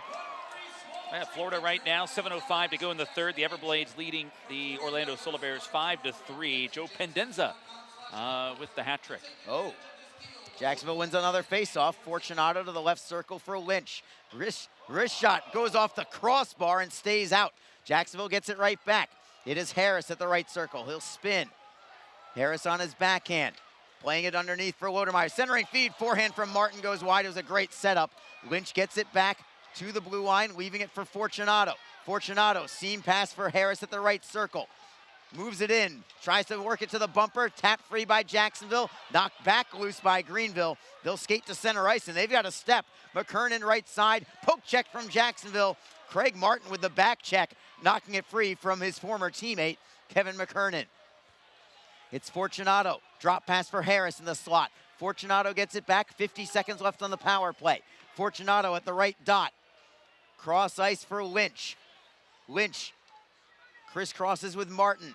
Fortunato gets the puck at the right half boards. Playing it underneath for Lodermeyer. Knocked free, Fortunato gets it back. Centering feed, intercepted, cleared to the line, not out, held in by Lynch, at least for the moment. Greenville gets it back, they'll play it ahead, and back to the Jacksonville end. It's McDonald, defended by Harris. Big size mismatch there, but Harris had good positioning. Greenville back into the Jacksonville zone. 17 seconds to go on the power play as the Icemen get the puck back. It's Sean Giles with it. 3.5 minutes to go in the third. Giles carefully out of his zone. Feeds it up the right for Verobe. Verobe is onside as teams go to full strength. Sanchez moves it cross ice for Giles. Giles for Elmer. Back to the right point, it's Sanchez again. Sanchez with a wrister and a screen, turned aside by Fitzpatrick. Rebound tapped into the corner by Giles. Beauchamp moves it up the right wall, and it comes out to center ice. Greenville in possession. Beauchamp skates with it. Steps around one man, got a shot away. Brassard with a big save. He'll cover it up and take the face-off to his right with 2:56 to go in the contest. And we'll see if Evan Fitzpatrick heads to the bench in favor of a sixth attacker. That's exactly what's going to happen here with almost 3 minutes on the clock. Yeah, you might as well. You know, again, we've seen Nick Luco pull the goalie in this early in the game. And in this case, it's a 2-goal lead for Jacksonville. And so Greenville is rolling the dice right now. Really, the game comes down to it. They got to get 2 goals here, and they need to get something in their corner, and it's going to put one in past Brassard here to give them a chance and make it a 1-goal contest here late. And with the Icemen on top by a pair, you know they're going to be gunning for that empty net to try and put this one away. Jacksonville wins the draw. Berzola goes for that empty net. It's going to be wide. Foot race for the puck. Can Howarchuk prevent icing? Yes! Great play by Ben Howarchuk with his speed. Pure speed there from Ben Howarchuk, who already has 1 goal in this third period. And now he keeps the play moving. Still 2:36 to go in the third period. Greenville hemmed in their own end. Long outlet pass. Coughlin looking for Freeman. And we have an offside call. Oh, if that play had gone on, I think Brassard was going to go for the empty net. He was getting it ready to fly. And, you know, that was unbelievable. If that didn't play, he was ready to go for it. Yes, he was. He was letting it fly. And we had just talked about that and highlighted that. Draw will be in the Greenville zone. That offside occurred inside their own blue line. So it has to come all the way back, and that means Evan Fitzpatrick has to come back on the ice as well. The Icemen with Luke Lynch, Craig Martin, and Travis Howe on the ice. Howe making his return to the Icemen after a couple months away from the team. Play goes deep into the Jacksonville zone. The Icemen try to clear it away. Fitzpatrick is still in net for Greenville as the Icemen play it to the Greenville line. It is Zimmer curling at his own blue. Feeds Freeman on the left. He's ridden off the puck on a great hit by Berzola. Good positional play by Berzola, physical. Into the left wing corner. Greenville digs it free. Coughlin at the blue line. It is now a 6th skater on for Greenville. They have the puck. Unable to get the shot away, however, was McDonald. But they do have the empty net behind. Coughlin with a drive, saved by Brassard, and no rebound as he gobbles it up in his midsection with 1:43 on the clock. That's a big-time save just because of the fact that there was no rebound there, because Greenville was collapsing down low. They had guys on both sides that were looking to push one in, maybe for a second chance opportunity had there been a rebound, but good control there by Brassard on that shot. And a timeout call by the Swamp Rabbits. Jacksonville is out shooting Greenville 31-17. It's been a complete effort tonight from Jacksonville. Frustrating at times, as it was only a 1-1 hockey game after 2 periods of play, despite out shooting Greenville 23-7 at the time. Third period, a big-time push from Greenville, 10 shots on goal, many of them labeled. Francois Broussard has been at his best without question in this third period, keeping this game tight. Meanwhile, the Icemen got an early third period goal from Sean Giles. They tacked on an insurance marker from Ben Howarchuk. That's where we stand right now with 1:43 to go. And the Icemen trying to move, hopefully, to 32-18 on the season and within 4 points of the Atlanta Gladiators atop the South Division standings. We'll set the scene for you in just a moment. The Icemen send out their 5. It's going to be Derek Lodermeyer along with Vlad Mikulchuk and Ben Howarchuk as the forward line. The two defensemen are Sean Giles and Brandon Fortunato. For Greenville, again, 6 skaters on the ice. Ben Freeman at center. Dallas Gerads, Anthony Beauchamp, and Max Zimmer are up front. At the blue line, it's Alec Rawhauser with Aiden McDonald. Face-offs to the right of Broussard. Greenville wins it. To the blue line, Rawhauser, wrist shot is blocked, comes out to center ice. Mikulchuk got that shot blocked. Rawhauser now gives it up in the neutral zone. Can the Icemen get there? Mikulchuk could not put it towards goal. Greenville gets it back at their own line. Gerard skates into the zone, feeds Freeman, can't get the shot away. It was blocked by the Icemen defense. Up the wall to the blue line, Rawhauser at the left point. Walks the line, Mikulchuk has lost his stick. Gerard's cross ice to the blue line for Rawhauser. Slap shot goes just wide. Mikulchuk smartly goes back to his bench to pick up a new stick. So he is back out there with a stick. Greenville, however, still has the puck. Behind the Jacksonville net, Fortunato tries to dig it free. Now in the final minute of the third period. Jacksonville on top by 2. Fortunato for the Icemen. Backhands it away and out of the zone. Too soft for icing. So we will play on with 46 seconds to go in the game. Long stretch pass from Greenville. McDonald takes a hit as he plays it behind the Jacksonville net. Martin turns it ahead. At the blue line, not out yet. McDonald with a shot. That is blocked. Held in by Beauchamp.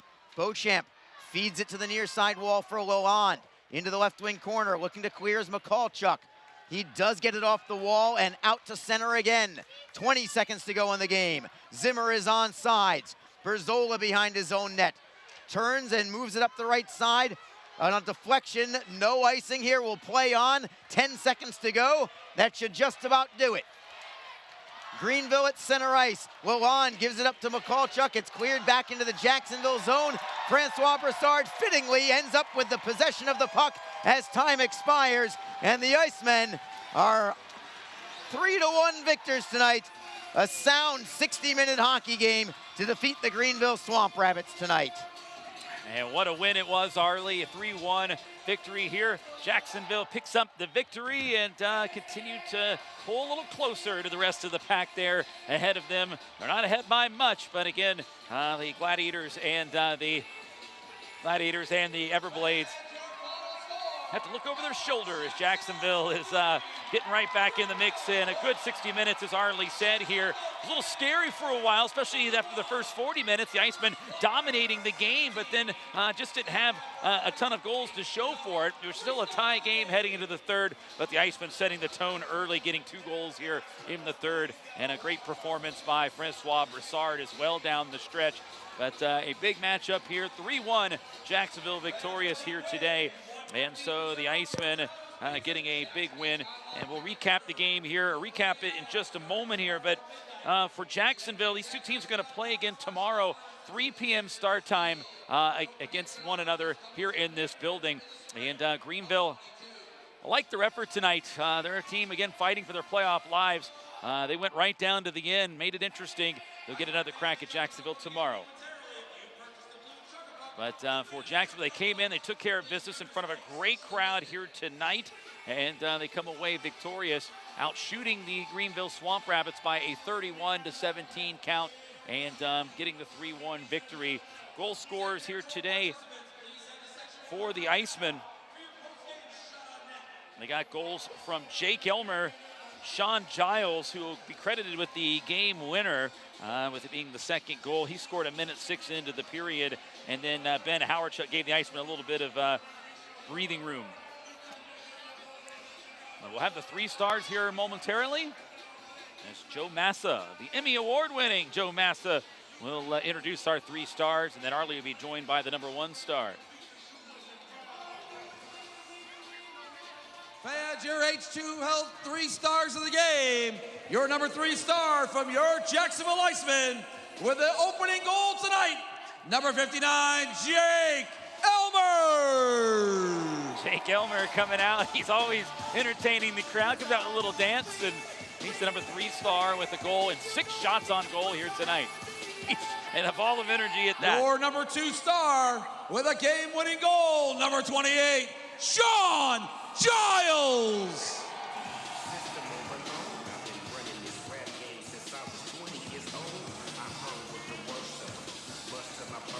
Sean Giles, the game winner. And tonight's number 1 star from your Icemen, the game-winning goaltender, number 33, Francois Brassard. Francois Brassard comes out. He's got a t-shirt and a toss to the crowd, and he launches it there with a big pullback. He'll be down with the ice, joining Arlie right now.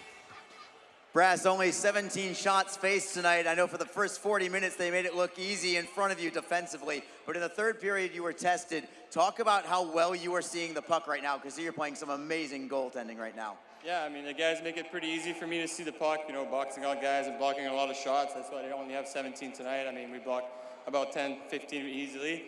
And I mean, we're playing some good hockey right now. We're not scoring a lot of goals, but the effort is there every night. So I think we're just gonna keep going.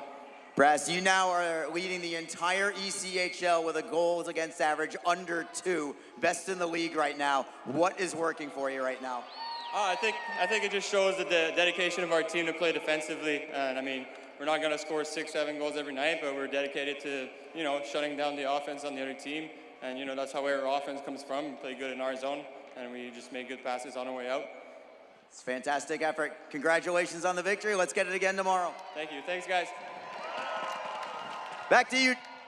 And there you have it. That is your number 1 star from tonight's game, and that is Francois Brassard. And again, he wasn't tested a lot tonight, only had to face 17 shots, but he was tested in that third period. Greenville coming out with an assault, doing a pretty good job there, creating some traffic and some pressure, and he made the necessary saves to keep the Icemen in it all the way through, and kind of controlled the game when the defense did break down. It didn't break down often, but he's playing some great hockey right now. He's only allowed 1 goal here in the last 2 games. Had the shutout in Thursday's win, making 24 saves in that game. Gets the start here again, and has the 3-1 victory here. And the Icemen get win number 32 on the season. And a great job here by the club. A good 60 minutes overall here in this one. Well, let's recap how we got to this 3-1 score. Icemen getting on the board in the second period. Both teams scoreless at the first, despite the fact that in the first period, the Icemen outshot Greenville 9-4. And then Jacksonville outshot Greenville 14-3 in the second period and scored 2:31 in. Jake Elmer, his 15th of the year, had the puck on his forehand right there just above the crease, got the goaltender Fitzpatrick to overcommit a little bit, and easily Elmer was able to switch to the backhand and put that one home for the tally to make it a 1-0 game. 15th of the year for Elmer, as Hadfield, the newcomer, gets an assist in his Iceman debut, just acquired yesterday from the South Carolina Stingrays. Also Craig Martin recording his 43rd point on the year, made it 1-0 Jacksonville. But then at 11:18 of the second period, it would be Beauchamp breaking down into the slot, and it might have been an offside play. We looked at the video, it was not, but Beauchamp coming in high slot, and he was able to work the shot around a few players to get it in, and Brassard, that was the only blemish on his night. Beauchamp ties the game up, his 7th of the year, set up by Cap, and that made it a 1-1 game. And in a period again when the Icemen outshot Greenville 14-3 and outplaying in all phases of the contest, we were tied going into the third period. There was a lot of uncertainty, and we get to the third period, and Jacksonville setting the tone early in the period. Sean Giles at 1:06 in, netting his 5th of the year, set up by Brandon Fortunato and Brendan Harris made it a 2-1 game, and that's when the Icemen are really good. When they have the lead in the third period, Jacksonville is such a sound team in the third when they've got the lead, and then they had it right there at that point early in the third. They were able to lock it down, and they were able to get an insurance goal at 12:39 to give them some breathing room. Ben Howardchuk getting his 12th of the year. The goaltender got a piece of it, Fitzpatrick, but it did trickle in for the tally. 12th of the year for Howardchuk. Sapula picking up the assist, while Pavel Vorobey getting the other assist as well. 3-1 at that point, and Greenville would pull the goaltender. They continue to press. Broussard would close it out and shut the door on him.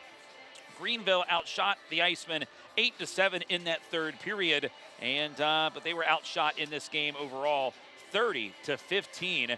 And Greenville 0 for 3 on the power play. Jacksonville 0 for 4 with the man advantage. But the Icemen get their 32nd win of the year as they pick it up here in front of an announced crowd tonight at 7,467. Great crowd on hand here tonight, and most of them pretty happy heading out of the concourse and heading out to the parking lot right now. Most of them pretty happy, Arlie, and they should be. A sound 60-minute effort here tonight. It was a little hairy at times, like heading into the third. It was this uncertainty, like, my gosh, how is this game tied? Yeah. But the Icemen setting the tone early in that third period, and from there, they were able to lock it down. Well, you said it. The word was sound. The Icemen, when they play this way, they are really hard to beat. It's not always going to be fancy and electrifying. Tonight, I guess, would be one of those kind of games. Not fancy and electrifying, but effective, absolutely. And yeah, it did take about 41 minutes, I guess we'll say, for things to get